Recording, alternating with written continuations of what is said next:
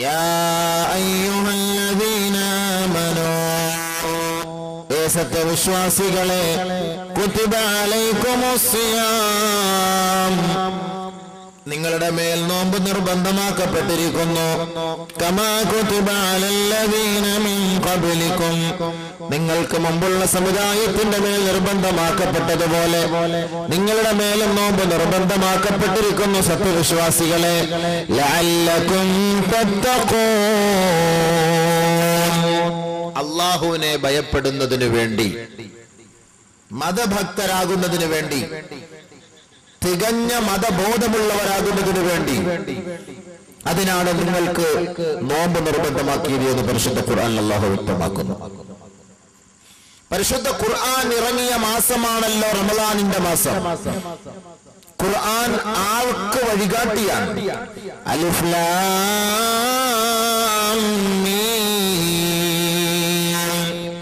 ദാലികൽ കിതാബ് ലാ റൈബ ഫീഹി ഹുദൽ ലിൽ മുത്തഖീൻ. ഒരു സംശയവുമില്ല, നിസ്സംശയം പരിശുദ്ധ ഖുർആൻ, ആ ഖുർആനിൽ ഒരു സംശയവും വേണ്ട. അത് മുത്തഖീങ്ങൾക്ക്, മതഭക്തർക്ക്, മതബോധമുള്ളവർക്ക് മാർഗദർശനം കാണിച്ചു കൊടുക്കുന്ന ഗ്രന്ഥമാണ്. അവരതിനെ സ്വീകരിക്കും. ഖുർആനിനെ സ്വീകരിച്ചവർ മതഭക്തന്മാര് തന്നെ. ബഹുമാനമുള്ള മുഅ്മിനീങ്ങളെ, അല്ലാഹു സുബ്ഹാനഹു വ തആല നമ്മളെ അറിയിച്ച സത്യമായ നഗ്നമായ സത്യമാണിത്. മുത്തഖീങ്ങളുടെ വഴികാട്ടിയായ ഖുർആൻ, ഈ ഖുർആനിലൂടെ അല്ലാഹു നമ്മളെ അറിയിക്കുന്ന സത്യം, നിങ്ങൾ മുത്തഖീങ്ങളായാൽ നിങ്ങൾക്ക് ഞാൻ തരുന്ന സവിശേഷതകൾ എന്തൊക്കെയാണ്. വെറുതെ ഒരാളെ കൊണ്ട് നോമ്പ് പിടിപ്പിക്കലല്ല അല്ലാഹുവിന്റെ ലക്ഷ്യം. അവൻ തഖ്വയുള്ളവനായി മാറിയാൽ അല്ലാഹു തആല അവന് നൽകുന്ന ഗുണങ്ങളും വിശേഷണങ്ങളുമാണ് ഇനി നമ്മൾ ചർച്ച ചെയ്യാൻ പോകുന്നത്. ദുനിയാവിൽ നമ്മൾ ജീവിക്കുന്നത്, ദുനിയാവിൽ ഒരുപാട് ആവശ്യങ്ങൾ നേടിയെടുക്കുന്നതിന് വേണ്ടിയിട്ടാണ്. നമ്മുടെ കാര്യങ്ങളൊക്കെ നടക്കണം, ആവശ്യങ്ങൾ പൂർത്തീകരിക്കണം, രോഗങ്ങൾ മാറണം, പ്രശ്നങ്ങൾക്ക് പരിഹാരം കാണണം, സഹായങ്ങൾ കിട്ടണം. ഇങ്ങനെ ഒരുപാട് ആഗ്രഹങ്ങൾ നമുക്ക് ദുനിയാവിൽ വെച്ച് സാധിക്കാനുണ്ട്. ഇതിനു വേണ്ടിയിട്ടാണ് നമ്മൾ ദുനിയാവിൽ ജീവിതം നയിക്കുന്നത്. അല്ലാഹു സുബ്ഹാനഹു വ തആല പറയുന്നു, ഈ നശ്വരമായ, ക്ഷണികമായ, നൈമിഷികമായ ഈ ദുനിയാവിൽ നിങ്ങൾ ജീവിതം നയിക്കുമ്പോൾ എന്നെ ഭയപ്പെട്ട് ജീവിച്ചാൽ നിങ്ങൾക്ക് ഞാൻ ഒരുപാട് ഗുണങ്ങൾ നൽകി നിങ്ങളെ ഞാൻ ശ്രേഷ്ഠനാക്കാം. അതിന് അല്ലാഹു തആല വെച്ച ഒരേ ഒരു ഉപാധി എന്താണ്? ഭയഭക്തിയുള്ളവരായി മാറുക, തഖ്വ ഉള്ളവരായി മാറുക. ആ ഒരൊറ്റ ഉപാധി മാത്രമേ അല്ലാഹു നമ്മുടെ മുന്നിൽ വെച്ചിട്ടുള്ളൂ. അതാണ് ലഅല്ലകും തത്തഖൂന എന്ന് അല്ലാഹു തആല പറയാനുള്ള കാരണം. അപ്പോൾ നിങ്ങൾ നോമ്പുകാരനായി മാറി, തഖ്വ ഉള്ളവരായി മാറിയാൽ അല്ലാഹു നിങ്ങൾക്ക് നൽകുന്ന ഓഫറുകൾ: ഒന്ന്, അൽ ഹിഫാളതു മിനൽ അദാ, ഏത് വലിയ ബദ്ധവൈരികളും ശത്രുപാളയത്തിൽ നിന്ന് അല്ലാഹു നിങ്ങളെയും നിങ്ങളുടെ കുടുംബക്കാരെയും സംരക്ഷിക്കാമെന്ന് അല്ലാഹു ഏറ്റെടുത്തിരിക്കുന്നു. എല്ലാ പ്രശ്നങ്ങൾക്കും പരിഹാരം. നമ്മളെ ഏത് വൈരികൾ, ഏത് ബദ്ധവൈരികൾ, ഏത് ശത്രുക്കൾ നമ്മളെ കടന്നാക്രമണം നടത്താൻ ഒളിഞ്ഞുകൊണ്ട് അവൻ കുതന്ത്രങ്ങൾ മെനയുന്നുണ്ടോ, അവന്റെ കുതന്ത്രങ്ങളെ അല്ലാഹു സുബ്ഹാനഹു വ തആല ഒടിച്ചു കളയുമെന്ന് പരിശുദ്ധ ഖുർആൻ. അത് അല്ലാഹു തആല നൽകുന്നത് മുത്തഖീങ്ങൾക്ക് മാത്രമാണ്. ഞാൻ ഈ പറയുന്ന ഓഫറുകളെല്ലാം മുത്തഖീങ്ങൾക്ക് മാത്രമാണ്. അത് പ്രത്യേകം ശ്രദ്ധിച്ചോളണം. ഏത് മുത്തഖീങ്ങൾ? റമളാനിൽ നോമ്പ് പിടിച്ചാൽ നിങ്ങൾ മുത്തഖീങ്ങളാകും എന്ന് അല്ലാഹു തആല പറഞ്ഞ മുത്തഖീങ്ങൾക്ക് മാത്രമുള്ള ഓഫറായത്. അതുകൊണ്ട് സാധാരണക്കാരനക്ക് ഇത് കിട്ടുമല്ലോ എന്ന് പറഞ്ഞ് പ്രതീക്ഷിക്കേണ്ട. അതുകൊണ്ട് തഖ്വയുള്ളവരായി അല്ലാഹ് എന്നെ നിങ്ങൾ അനുഗ്രഹിക്കട്ടെ. അതുകൊണ്ട് ഞാൻ വസിയത്ത് ചെയ്യുന്നു, എന്നോട് നിങ്ങളോട് തഖ്വയുള്ളവരായി മാറാൻ. യാ അയ്യുഹല്ലദീന ആമനു തഖുല്ലാഹ വഖൂലൂ ഖൗലൻ സദീദാ يصلح لكم أعمالكم ويغفر لكم ذنوبكم ومن يطع الله ورسوله فقد فاز فوزا عظيما. എല്ലാ വെള്ളിയാഴ്ച ദിവസങ്ങളിലും മിമ്പറിൽ നിന്നുകൊണ്ട് ഇമാമ നമ്മളോട് അഭ്യർത്ഥിക്കുന്ന ഒരു അഭ്യർത്ഥനയാണ്, ഒരു ഉപദേശമാണ്. യാ അയ്യുഹല്ലദീന ആമനൂ, സത്യവിശ്വാസികളെ നിങ്ങൾ അല്ലാഹുവിനെ ഭയപ്പെടണമേ. വഖൂലൂ ഖൗലൻ സദീദാ നിങ്ങളുടെ സംസാരം നന്നാക്കണമേ. മയമായ നിലയിൽ, മാന്യമായ നിലയിൽ, അശ്ലീലങ്ങളൊന്നുമില്ലാത്ത സംസാരം മാത്രമേ നിങ്ങൾ സംസാരിക്കാവേ എന്ന് പരിശുദ്ധ ഖുർആൻ മുഅ്മിനീങ്ങളോട് ഉത്ബോധനം നടത്തുകയാ. അങ്ങനെ നിങ്ങൾ തഖ്വ ഉള്ളവരായി മാറിയാൽ, മാന്യമായ നിലയിൽ സംസാരിക്കുന്നവരായി മാറിയാൽ, യുസ്ലിഹു ലക്കും അഅമാലക്കും നിങ്ങളുടെ കർമ്മങ്ങൾ അല്ലാഹു നന്നാക്കി തരും. വയഗ്ഫിർ ലക്കും ദുനൂബക്കും മാത്രമല്ല നിങ്ങളുടെ പാപങ്ങൾ അല്ലാഹു മാപ്പാക്കി തരികയും ചെയ്യും. അങ്ങനെ നാക്കുകളെ നന്നാക്കി, നാവുകളെ നന്നാക്കി, ഹറാമുകൾ ഒഴിവാക്കി തഖ്വ ഉള്ള യഥാർത്ഥ വിശ്വാസിയായി മാറിയാൽ അവർ അല്ലാഹുവിനെയും റസൂലിനെയും അനുസരിച്ചവരായി. അവർ അല്ലാഹുവിനെയും റസൂലിനെയും അനുസരിച്ചാൽ അവർക്കുള്ള ഗുണമെന്താ? അവർ ഉന്നതമായ വിജയത്തിൽ എത്തിപ്പെട്ടു. വമൻ യുതിഇല്ലാഹ വറസൂലഹു ഫഖദ് ഫാസ ഫൗസൻ അളീമാ. ഈ പറയപ്പെട്ട വാക്കുകളെ സ്വീകരിച്ചുകൊണ്ട്, ഈ പറയപ്പെട്ട ഉത്ബോധനങ്ങളെ അംഗീകരിച്ചുകൊണ്ട് ആരൊരാൾ അല്ലാഹുവിനെയും റസൂലിനെയും വഴിപ്പെടുന്നുവോ ഫഖദ് ഫാസ ഫൗസൻ അളീമാ, അവർ ഉന്നതമായ വിജയത്തിലേക്ക് എത്തിപ്പെട്ടു. പരിശുദ്ധ ഖുർആൻ അവർ വിജയിച്ചു നടത്തണം. അവർ വിജയം കൈവരിച്ചു. നമ്മുടെ ലക്ഷ്യം എന്താണ്? നമ്മൾ ഈ ജീവിക്കുന്ന എന്തിനാണ്? ആഖിറത്തിൽ വിജയിക്കാനാ, ദുനിയാവിൽ വിജയിക്കാനല്ല. അത് ആദ്യം മനസ്സിലാക്കണം. ആഖിറത്തിൽ വിജയിക്കാനാണ് നമ്മൾ ഈ ഒരുമിച്ച് കൂടിയത്. നമ്മൾ ഈ ചെറിയ സദസ്സിൽ നമ്മൾ എല്ലാവരും ഒരുമിച്ച് കൂടിയത് ദുനിയാവിലെ രക്ഷയ്ക്കല്ല, ആഖിറത്തിൽ വിജയത്തിനാണ്. ഈ വാള് പറയാൻ നിങ്ങളുടെ മുന്നിൽ ഞാൻ വരുന്നതും ഈ പ്രസംഗിക്കുന്നതും ആഖിറത്തിലെ ലക്ഷ്യത്തിന് വേണ്ടിയിട്ടാണ്. ദുനിയാവിന്റെ ലക്ഷ്യം നമുക്കില്ല. ഇവിടെ ദുനിയാവിനെ കുറിച്ച് നമുക്കൊരു ചർച്ചയില്ല. നമ്മുടെ ആഖിറമാണ് നമുക്ക് വലുത്. കാരണം നമ്മൾ ജീവിക്കുന്നത് ആഖിറത്തിന് വേണ്ടിയിട്ടാണ്, പരലോകത്ത് ജീവിക്കാൻ വേണ്ടിയിട്ടാണ്, അവിടെ ഒരു വീട് കിട്ടാൻ വേണ്ടിയിട്ടാണ്, അവിടെ അനശ്വരമായ ഭവനത്തിൽ ഒരു താമസം കിട്ടാനാണ് നമ്മൾ ഈ കിടന്ന ഈ ദുനിയാവിൽ, ഈ നൈമിഷികമായ ജീവിതത്തിൽ കഷ്ടപ്പെടുന്നത്. അതല്ലാതെ ആഖിറത്തെ പേടിയില്ലാത്തവർക്ക് പള്ളിയും വേണ്ട, നിസ്കാരവും വേണ്ട, നോമ്പും വേണ്ട, സക്കാത്തും വേണ്ട, ഹജ്ജും വേണ്ട, ഇബാദത്തും വേണ്ട, ഒന്നും വേണ്ട. ആഖിറത്തിലെ അനശ്വരമായ അനന്തമായ ആ ഒരു ജീവിത ശൈലി അല്ലാഹു നമുക്ക് തരാമെന്ന് ഓഫർ ചെയ്തിട്ടുണ്ട്. ആ ഓഫർ വാങ്ങാനാണ് ഈ വഅദ് നസീഹത്തുകൾ കേൾക്കാൻ നമ്മൾ തയ്യാറാകുന്നത്. അതെങ്ങനെ കിട്ടും ആ ഓഫർ? അതാണ് അല്ലാഹു പറഞ്ഞത്. നിങ്ങൾ സൂക്ഷിക്കുക, അല്ലാഹയെ സൂക്ഷിക്കുക. അല്ലാഹയെ സൂക്ഷിച്ച് നാവുകൾ സൂക്ഷിക്കുക, നാക്ക് ശ്രദ്ധിക്കുക. എന്നാൽ നിങ്ങളുടെ അമൽ അല്ലാഹു നന്നാക്കി തരും. നിങ്ങളുടെ നിസ്കാര ഇബാദത്ത് അല്ലാഹു നന്നാക്കി തരും. നിങ്ങളുടെ പാപങ്ങൾ അല്ലാഹു പുറത്തു തരും. ആരൊരാൾ അങ്ങനെ നന്നായാൽ അവൻ വിജയിച്ചു, ഉന്നതമായ വിജയം കരസ്ഥമാക്കിയവനായി. അല്ലാഹു കൂട്ടത്തിൽ നമ്മളെ ഉൾപ്പെടുത്തുമാറാകട്ടെ. അല്ലാഹു മറ്റൊരായത്തിൽ പറയുന്നു, തഖ്വ ഉള്ളവർക്ക് നാവ് നന്നാക്കാൻ പറ്റുള്ളൂ, സത്യസന്ധനായി ജീവിക്കാൻ കഴിയുള്ളൂ. യാ അയ്യുഹല്ലദീന ആമനൂ ഇത്തഖുല്ലാഹ വകൂനൂ മഅസ്സാദിഖീൻ. സത്യവിശ്വാസികളെ, നിങ്ങൾ അല്ലാഹുവിനെ ഭയപ്പെടണമേ. നിങ്ങൾ അല്ലാഹുവിനെ ഭയപ്പെടുന്നതിനോടൊപ്പം നിങ്ങൾ സത്യസന്ധന്മാരായി മാറുകയും ചെയ്യണം. കള്ളം പറയാൻ പാടില്ല, കാപട്യത്തിന് കൂട്ടുനിൽക്കാൻ പാടില്ല, ഫനായും ഫിത്നായും പറയാൻ പാടില്ല. ഇതിനൊന്നും നമ്മൾ കൂട്ടുനിൽക്കാൻ പാടില്ല. അങ്ങനെ നിങ്ങൾ സത്യസന്ധന്മാരുടെ കൂട്ടത്തിൽ ഉൾപ്പെടണം. അല്ലാഹു പറയുകയാണ്, സത്യസന്ധന്മാരുടെ കൂട്ടത്തിൽ. ആ സത്യസന്ധന്മാരുടെ കൂട്ടത്തിൽ ഉൾപ്പെടാൻ ആരെ കൊണ്ട് കഴിയും? മുത്തഖീങ്ങളെ കൊണ്ട് കഴിയുള്ളൂ. സത്യസന്ധന്മാരും മുത്തഖീങ്ങളും കള്ളം പറയൂല, തമാശയ്ക്ക് പോലും കള്ളം പറയൂല. കള്ളം പറയുന്നവർ അല്ലാഹ് ഇഷ്ടപ്പെടുകയുമില്ല. അതുകൊണ്ട് അല്ലാഹ് പ്രത്യേകമായിട്ട് പറയുന്നത്, നിങ്ങൾ തഖ്വയുള്ളവരാണെങ്കിൽ നിങ്ങൾ സത്യസന്ധന്മാരായി മാറുക. വകൂനൂ മഅസ്സാദിഖീൻ. എന്നിട്ട് അല്ലാഹു അവരോട് പറയുന്നു, നാളത്തെ ഒരു ജീവിതത്തെ നിങ്ങൾ പ്രതീക്ഷിച്ചോ? തഖ്വയുള്ളവരെ, നിങ്ങൾ അല്ലാഹയെ പേടിച്ചിട്ട് നാളത്തെ ഒരു ജീവിതത്തെ നിങ്ങൾ പ്രതീക്ഷിച്ചോ? യാ അയ്യുഹല്ലദീന വൽതൻദുർ നഫ്സും മാ ഖദ്ദമത് ലിഗദ് വത്തഖുല്ലാഹ ഇന്നല്ലാഹ ഖബീറുൻ.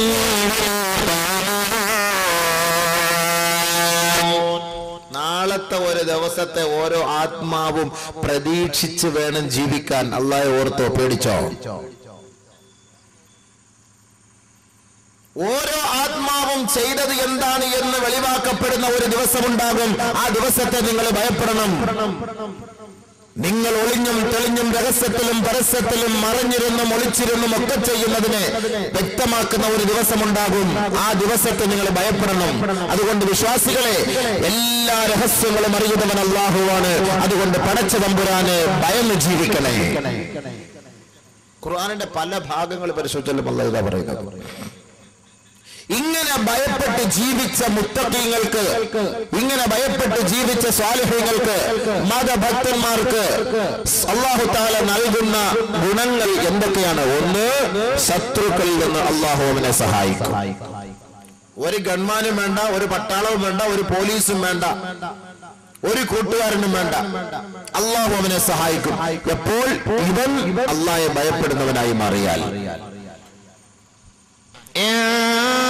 تمسسكم حسنة تسؤهم وإن تصبكم سيئة يفرحوا بها وإن تصبروا وتتقوا لا يضركم كيدهم شيئا إن الله بما يعملون محيط.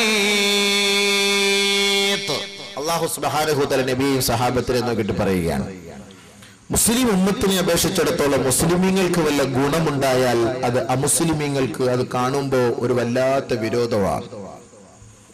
ഒരാൾക്കൊരു ഖൈർ ഉണ്ടാവുമ്പോൾ മറ്റുള്ളവർക്ക് അസൂയ എന്ന് പറയുമല്ലോ നമ്മൾ. നബിക്കും സഹാബത്തിനും വല്ല ഗുണമുണ്ടാകുമ്പോൾ പ്രവാചകന്റെയും സഹാബത്തിന്റെയും ഇസ്ലാമിന്റെയും ബദ്ധവൈരികൾക്ക് അത് അംഗീകരിക്കാൻ അങ്ങോട്ട് കഴിയില്ല. അത് അംഗീകരിക്കാൻ കഴിയില്ല. ഒരു വല്ലാത്ത കുശുമ്പാണ്, കുശുമ്പ്.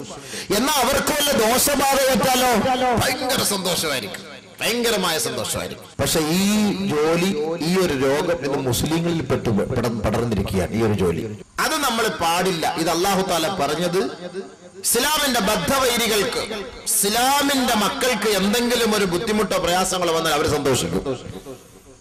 പക്ഷെ അല്ലാഹു തആല പറയുന്നു, നിങ്ങൾക്ക് ബുദ്ധിമുട്ടും പ്രയാസങ്ങളൊക്കെ ഉണ്ടാകും, നിങ്ങൾ മുസ്ലിമീങ്ങളല്ലേ, ഉണ്ടാകും. നിങ്ങൾ ആ വിഷയത്തിൽ പേടിക്കുകയും വേണ്ട, ദുഃഖിക്കുകയും വേണ്ട, പ്രയാസപ്പെടുകയും വേണ്ട. നിങ്ങളുടെ കാര്യം ഞാൻ ഏറ്റെടുത്തുകൊള്ളാം. നിങ്ങൾ രണ്ട് കാര്യങ്ങൾ സ്വീകരിച്ചാൽ മതി. إن تمسسكم حسنة تسؤهم നിങ്ങൾക്കൊരു ബുദ്ധിമുട്ട് വന്നാൽ, ഇൻ തംസസ്കും ഹസനത്തുൻ നിങ്ങൾക്കൊരു നന്മ വന്നാൽ, തസൂഹും അത് അവരെ വേദനിപ്പിക്കുമത്രേ. വഇൻ തുസിബുകും സയ്യിഅത്തുൻ യഫ്റഹൂ ബിഹാ നിങ്ങൾക്കൊരു ബുദ്ധിമുട്ട് വന്നാലോ, ഒരു പ്രയാസം നേരിട്ടാലോ, ആ പ്രയാസത്തിന്റെ പേരിൽ എതിരാളികൾ തുള്ളിച്ചാടുമത്രേ, സന്തോഷിക്കുമത്രേ. അതുകൊണ്ട് മുസ്ലിം സമുദായമേ, വിശ്വാസി സമൂഹമേ, അല്ലാഹു പറയുന്നു, നിങ്ങൾക്കൊരു ബുദ്ധിമുട്ടോ പ്രയാസങ്ങളോ നേരിട്ടാൽ നിങ്ങൾ സ്വീകരിക്കേണ്ട നിലപാട് എന്താണ്? അള്ളാന്റെ ഭാഗത്ത് നിന്ന് സഹായം വേണമെങ്കിൽ നിങ്ങൾ സ്വീകരിക്കേണ്ട നിലപാട് 2. ഫഇൻ തസ്ബിറൂ വതത്തഖൂ നിങ്ങൾ അല്ലാഹുവിനെ ഭയപ്പെടുകയും ക്ഷമ അവലംബിക്കുകയും ചെയ്യുന്നവരായി മാറണമേ. എങ്കിൽ ലാ യളറുകും കൈദുഹും ശൈആ നിങ്ങളുടെ എതിരാളികൾ ഏതെല്ലാം കുതന്ത്രങ്ങൾ മെനഞ്ഞു ചെയ്താലും, ഏതെല്ലാം ഒളിത്താവളങ്ങൾ സൃഷ്ടിച്ചാലും, നിങ്ങളെ എങ്ങനെയൊക്കെ വേദനിപ്പിക്കാൻ അവർ കിടഞ്ഞു പരിശ്രമിച്ചാലും, അവരുടെ ഒരു കുതന്ത്രവും നിങ്ങളുടെ രോമകൂമങ്ങൾക്ക് പോലും ഒരു ന്യൂനത ഉണ്ടാക്കുകയില്ല എന്ന് പരിശുദ്ധ ഖുർആൻ. അവരുടെ ഒരു കുതന്ത്രവും ഇങ്ങോട്ട് വലിക്കൂല, ഒരു കുതന്ത്രവും വലിക്കൂല. എന്താ ഡിമാൻഡ്?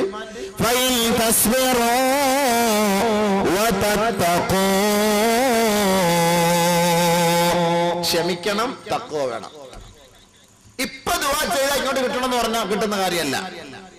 ഇപ്പൊ ദുആ ചെയ്താൽ ഇപ്പൊ തന്നെ കിട്ടണം. അസറിന് ചെയ്താൽ മഗ്‌രിബിന് കിട്ടണം, നടക്കുന്ന കാര്യമാണ്. അതാണ് നമുക്ക് ക്ഷമയില്ലാതെ പോണത്. നമുക്കൊരു ബുദ്ധിമുട്ടും പ്രയാസങ്ങളും വരുമ്പോ പടച്ച തമ്പുരാന്റെ മുന്നിൽ പോയി സുജൂദ് ചെയ്തിട്ട് പൊട്ടിക്കരഞ്ഞ് റബ്ബിനോട് നമ്മൾ പ്രാർത്ഥിച്ചാൽ, എന്നിട്ട് ക്ഷമ അവലംബിച്ചാൽ അല്ലാഹു നമുക്ക് ഗൈബിയായ നിലയിൽ സഹായം നൽകും. യാതൊരു സംശയമില്ല. നമ്മുടെ വിഷയങ്ങൾ ആത്മാർത്ഥമായി പൊട്ടിക്കരഞ്ഞ് റബ്ബിന്റെ മുന്നിൽ സമർപ്പിക്കാൻ ഇന്ന് ഈ ഉമ്മത്ത് തയ്യാറല്ല. അതുകൊണ്ടാണ് ഈ ഉമ്മത്തിന് സഹായം വൈകുന്നത്. ഭാര്യ ലേബർ റൂമിൽ കൊണ്ടുപോയിട്ടിട്ട് നമ്മൾ എന്ത് ചെയ്യണം? അവിടെ വായ നോക്കി ഇങ്ങനെ കണ്ണാടി കൂട്ടിട്ട് അവിടെ നിന്നിട്ട് കാര്യമില്ല. തൊട്ടടുത്ത തൈക്കാവിലോ പള്ളിയിലോ പോയിട്ട് 2 റക്അത്ത് ഹാജത്ത് നമസ്കരിച്ചിട്ട് സുജൂദിൽ കിടന്ന് പൊട്ടിക്കരഞ്ഞ റബ്ബിനോട് പറയണം, അല്ലാഹുവേ, എന്റെ ഭാര്യയുടെ ഉത്തരവാദിത്തം നിന്റെ കൈകളിലാണ്. ഡോക്ടർമാർക്ക് കഴിവില്ല, മരുന്നിനൊന്നും ഒരു കഴിവില്ല. അല്ലാഹ്, നീയാണ് സൃഷ്ടിച്ചത്, നീയാണ് സൃഷ്ടാവ്, നീയാണ് കുട്ടിക്ക് ജന്മം നൽകുന്നത്. ഓരോ പെണ്ണിന്റെ ഉദരത്തിൽ വളർന്നു വരുന്ന കുഞ്ഞുമക്കളെ സംരക്ഷിക്കുന്നവർ നീയാണ്. ആ കുഞ്ഞുങ്ങൾക്കൊരു ന്യൂനത പോലും ഇല്ലാതെ ഈ ബൃഹത്തായ ലോകത്തെ കയക്കുന്നത് നീയാണ്. അതുകൊണ്ട് അല്ലാഹുവേ, എന്റെ ഭാര്യയുടെ കാര്യം നീ ഏറ്റെടുക്കണമേ എന്ന് ആത്മാർത്ഥമായി 2 റക്അത്ത് നമസ്കരിച്ച് പൊട്ടിക്കരഞ്ഞിട്ട് ക്ഷമ അവലംബിക്കുക. അതിന് തയ്യാറുണ്ടോ? ഇല്ല. കടം കയറി വീട് ആകെ ഇടങ്ങേറായി പോയി. കടം ഭയങ്കരമായ കടത്തിലും പ്രയാസത്തിലും പെട്ടുപോയി. കടം മാറാൻ വേണ്ടി എന്ത് ചെയ്യും? ചെറിയ പലിശക്കാരനെ ആദ്യം സമീപിക്കും. അവന്റെ കടപാട് തീർക്കാൻ വലിയ പലിശക്കാരനെ സമീപിക്കും. അവന്റെ ഇടപാട് തീർക്കാൻ കൊള്ള പലിശക്കാരനെ സമീപിക്കും. അവന്റെ ഇടപാട് തീർക്കാൻ മീറ്റർ വെച്ച് പലിശ കൊടുക്കുന്നവനെ സഹായിക്കും. അവനെ പോയി സഹായം തേടും അവനോട്. അവസാനം ഇവരെല്ലാവരും കൂടെ ഒരുമിച്ച് ബ്ലേഡും കൊണ്ടുവന്ന് അവന്റെ കഴുത്തിലേക്ക് വെക്കുമ്പോൾ അവന്റെ വീടും പ്രമാണവും എല്ലാം കൂടെ കൊണ്ടുപോയി ഒരു ബാങ്കിൽ കൊണ്ട് പണയം വെക്കും. അതും കൂടെ പോകുന്ന ഒരവസ്ഥ വരുമ്പോ ഒരു തുണ്ട് എഴുതി ഉസ്താദിന് കൊടുത്തു വിടും. കടം കൊണ്ട് വളരെ വിഷമത്തിലും പ്രയാസത്തിലാണ്, ഉസ്താദ് ഒന്ന് ദുആ ഇറക്കണമെന്ന്. ലാസ്റ്റ് ഘട്ട അത്യാഹിതത്തില് തുടക്കത്തിലെ ഒരു കൊളസ്ട്രോളിന്റെ ഒരു ഗുളിക അടിച്ച് അങ്ങ് ശരിയാകുമായിരുന്നു. ഇതങ്ങ് അറ്റമെത്തി ലാസ്റ്റ് തീരാറായപ്പോ കൊണ്ടുവന്നിട്ട് വല്ല കാര്യമുണ്ടോ? എന്തേലുമൊക്കെ അസുഖം വരുമ്പോ അതൊന്നും നോക്കണം. ചിലർ നോക്കൂല, ടെസ്റ്റ് ചെയ്യൂല. എന്നിട്ട് എല്ലാം ഞാൻ അള്ളാഹുൽ വരമേൽപ്പിച്ചിരിക്കാന്ന് പറഞ്ഞു കഴിഞ്ഞാൽ ഇങ്ങനെ അങ്ങ് നടക്കും. അങ്ങനെയൊന്നും ഇസ്ലാം പറഞ്ഞിട്ടൊന്നുമില്ല. നമ്മുടെ രോഗത്തിന് നമ്മൾ ചികിത്സിക്കണം, എന്നിട്ട് അള്ളാഹുവിനോട് ദുആ ചെയ്യണം. Pray and prayer, pray and work. പ്രാർത്ഥിക്കുക, പ്രവർത്തിക്കുക. മരുന്ന് ചെയ്തുകൊണ്ട് ദുആ ചെയ്യുക, മരുന്ന് ചികിത്സ ചെയ്തുകൊണ്ട് ദുആ ചെയ്യുക.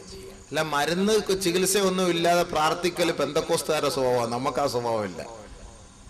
അതുകൊണ്ട് നമ്മൾ എന്താ ചെയ്യേണ്ടത്? നമ്മൾ ദുആ ചെയ്ത് അതിനുള്ള മരുന്നുകൾ കഴിക്കുക. മരുന്നിന് കഴിവില്ല, അള്ളാഹ്ക്ക് കഴിവ്. പടച്ചവന് നീ ശിഫദ അല്ലാഹുവേ, ബിസ്മി ചൊല്ലി കഴിക്കുക, റബ്ബിനോട് ദുആ ചെയ്യുക, റബ്ബ് കാര്യങ്ങൾ നേടിയെടുക്കും.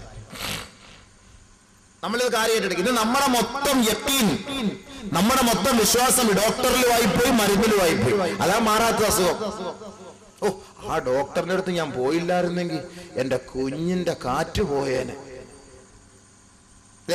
വിശ്വാസം അങ്ങനെ പോവാണ്. ആ ഡോക്ടറാണ് രക്ഷപ്പെടുത്തിയത്.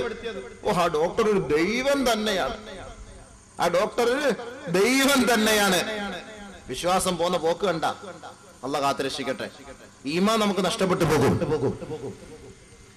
അതുകൊണ്ട് അല്ലാഹു സുബ്ഹാനഹു വ തആല മുസബ്ബിബുൽ അസ്ബാബാണ്. കാര്യങ്ങൾ അല്ലാഹു കാരണങ്ങളിലൂടെ, സബബുകളിലൂടെ മാത്രമേ അല്ലാഹു തആല ചെയ്തരുകയുള്ളൂ. നമ്മൾ രോഗം വന്നാൽ ചികിത്സിക്കണം, ചികിത്സിച്ചിട്ട് അല്ലാഹുവോട് ദുആ ചെയ്യണം. അല്ലാഹു ആ ദുആയുടെ ബർക്കത്ത് കൊണ്ട് നമ്മുടെ രോഗങ്ങൾക്ക് ശിഫാ നൽകും. ആക്സിഡന്റ് പറ്റി ആശുപത്രിയിൽ കിടക്കുന്നു, ഡോക്ടറോട് നമ്മൾ പറഞ്ഞു, സാറേ വേണ്ടവണ്ണം ഒന്ന് കൈകാര്യം ചെയ്യണം. ഡോക്ടർ പറയും, നിങ്ങൾ നിങ്ങളുടെ ദൈവത്തോട് പ്രാർത്ഥിക്കുക, ഞങ്ങളെ കൊണ്ട് കഴിയുന്നത് ഞങ്ങൾ ചെയ്തോളാം. മാന്യമായ സംസാരം, മാന്യമായ സംസാരം നമ്മളും ചെയ്യേണ്ടത് അതാണ്. അല്ല ഡോക്ടറിന്റെ മുന്നിൽ പോയി കയ്യും കാലും പിടിച്ചിട്ട് 500 താളുകൾ കൊടുത്തിട്ട് കാര്യമില്ല. ഈ അടുത്ത സമയത്ത് കൊല്ലത്തൊരു കുട്ടി ഹോസ്പിറ്റലിൽ 1.5 കോടി രൂപയുടെ ഓപ്പറേഷൻ ചെയ്തു. 1.5 കോടി രൂപയ്ക്ക് മജ്ജ മാറ്റിവെക്കൽ ശസ്ത്രക്രിയ നടത്തി. അവസാനം മരിച്ചുപോയി. ഡോക്ടർ പറഞ്ഞു, ഈ 1 കോടി രൂപയുടെ ഓപ്പറേഷൻ ചെയ്താൽ കുട്ടിക്ക് രക്ഷ കിട്ടുമെന്ന്. ഞാൻ ഈ വ്യക്തിയോട് പറഞ്ഞു, അത് ചെയ്യരുത്. ഇത് നിങ്ങൾ ചെയ്തിട്ട് കുട്ടി രക്ഷപ്പെട്ടില്ലെങ്കിൽ ഡോക്ടർമാർ ഉറപ്പ് തരുന്നുണ്ടോ? ഉറപ്പ് തരുന്നുണ്ട് ഉസ്താദ്. ഡോക്ടർമാർ പറയുന്നത് കുഴപ്പമില്ല. കിട്ടുമോ? അള്ളാന്റെ തീരുമാനം, അള്ളാന്റെ തീരുമാനം. അല്ലാഹു തആല ആ കുട്ടിയുടെ മാതാപിതാക്കൾക്ക് ഒരു നിക്ഷേപമാക്കി ആ കുട്ടി അല്ലാഹു തആല അനുഗ്രഹിക്കുമാറാകട്ടെ. ബഹുമാനമുള്ള മുഅ്മിനീങ്ങളെ, അതുകൊണ്ട് നമ്മൾ ഒരു രോഗിയായി ഹോസ്പിറ്റലിലേക്ക് പോകുമ്പോഴോ നമുക്കൊരു പ്രയാസം വരുമ്പോഴോ നമുക്കൊരു ബുദ്ധിമുട്ടുകളോ നമുക്കൊരു വേദനകളോ അസഹ്യതകളോ നമ്മളെ നേരിടുമ്പോൾ അല്ലാഹു സുബ്ഹാനഹു വ തആലയെ സ്വാധീനിക്കലല്ലാതെ നമുക്കൊരു മാർഗവുമില്ല. റബ്ബിന്റെ മുന്നിൽ പൊട്ടിക്കരഞ്ഞ് നമ്മുടെ വിഷമങ്ങളും പ്രയാസങ്ങളും ഖേദങ്ങളും ദുഃഖങ്ങളും ദുരിതങ്ങളും നമ്മൾ പറയാൻ തയ്യാറാകുമ്പോൾ റബ്ബുൽ ഇസ്സത്തായ തമ്പുരാൻ നമുക്ക് അദൃശ്യമായ നിലയിൽ സഹായം നമ്മുടെ മുന്നിൽ കൊണ്ടെത്തിച്ചു തരും. ഔലിയാക്കൾക്ക് അല്ലാഹു തആല കൊടുത്ത സഹായം അങ്ങനെയാണ്. ഔലിയാക്കൾക്ക് അല്ലാഹു കൊടുത്ത സഹായം അങ്ങനെയാണ്. ആ സഹായം അല്ലാഹു നമുക്കും തരും. ഇത് ഔലിയാക്കൾക്ക് മാത്രം അല്ലാഹു പ്രത്യേകമായി എഴുതി വെച്ച സഹായമൊന്നുമല്ല. അല്ലാഹുവിനെ വിശ്വസിക്കുന്ന എല്ലാവർക്കും അല്ലാഹു സഹായിക്കാമെന്ന് അല്ലാഹു വാഗ്ദാനം ചെയ്തിരിക്കുകയാണ്. ആ സഹായം അല്ലാഹു നൽകണമെങ്കിൽ അല്ലാഹുവിലേക്ക് അടുക്കണം. എങ്ങനെ? നമസ്കാരത്തിലൂടെയും ക്ഷമയിലൂടെയും തഖ്വയിലൂടെയും. യാ അയ്യുഹല്ലദീന ആമനൂ യാ അയ്യുഹല്ലദീന ആമനൂ ഇസ്തഈനൂ വസ്സബിരി വസ്സലാത്ത് ഇന്നല്ലാഹ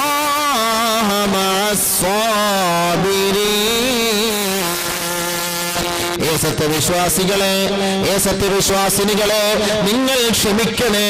നിങ്ങൾ നമസ്കാരത്തിലൂടെ അല്ലാഹുവിനെ സ്വാധീനിക്കണേ. നമസ്കാരം കഴിഞ്ഞ് ദുആ ചെയ്തുകൊണ്ട് സഹായത്തിന് വേണ്ടി ക്ഷമ അവലംബിക്കണമേ. നിശ്ചയം അല്ലാഹു ക്ഷമിക്കുന്നവരോടൊപ്പമാണെന്ന് പരിശുദ്ധ ഖുർആൻ. ഒരു ബസ് വരുന്നു, രാവിലെ 8 മണിക്ക് വരേണ്ട ബസ്.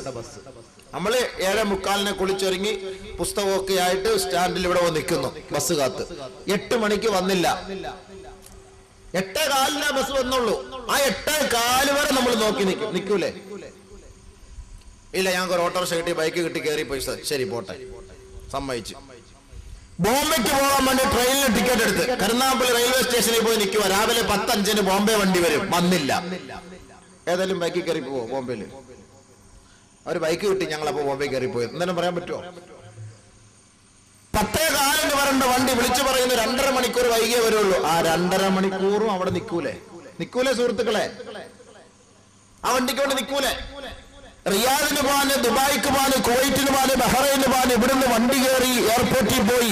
രാവിലെ 5:05 ഫ്ലൈറ്റ്. അവിടെ ചെന്നപ്പോൾ പറയുന്നു 12 മണിക്കേ ഉള്ളൂ ഫ്ലൈറ്റ്. ഇന്നത് താമസിച്ചാ പോണെ.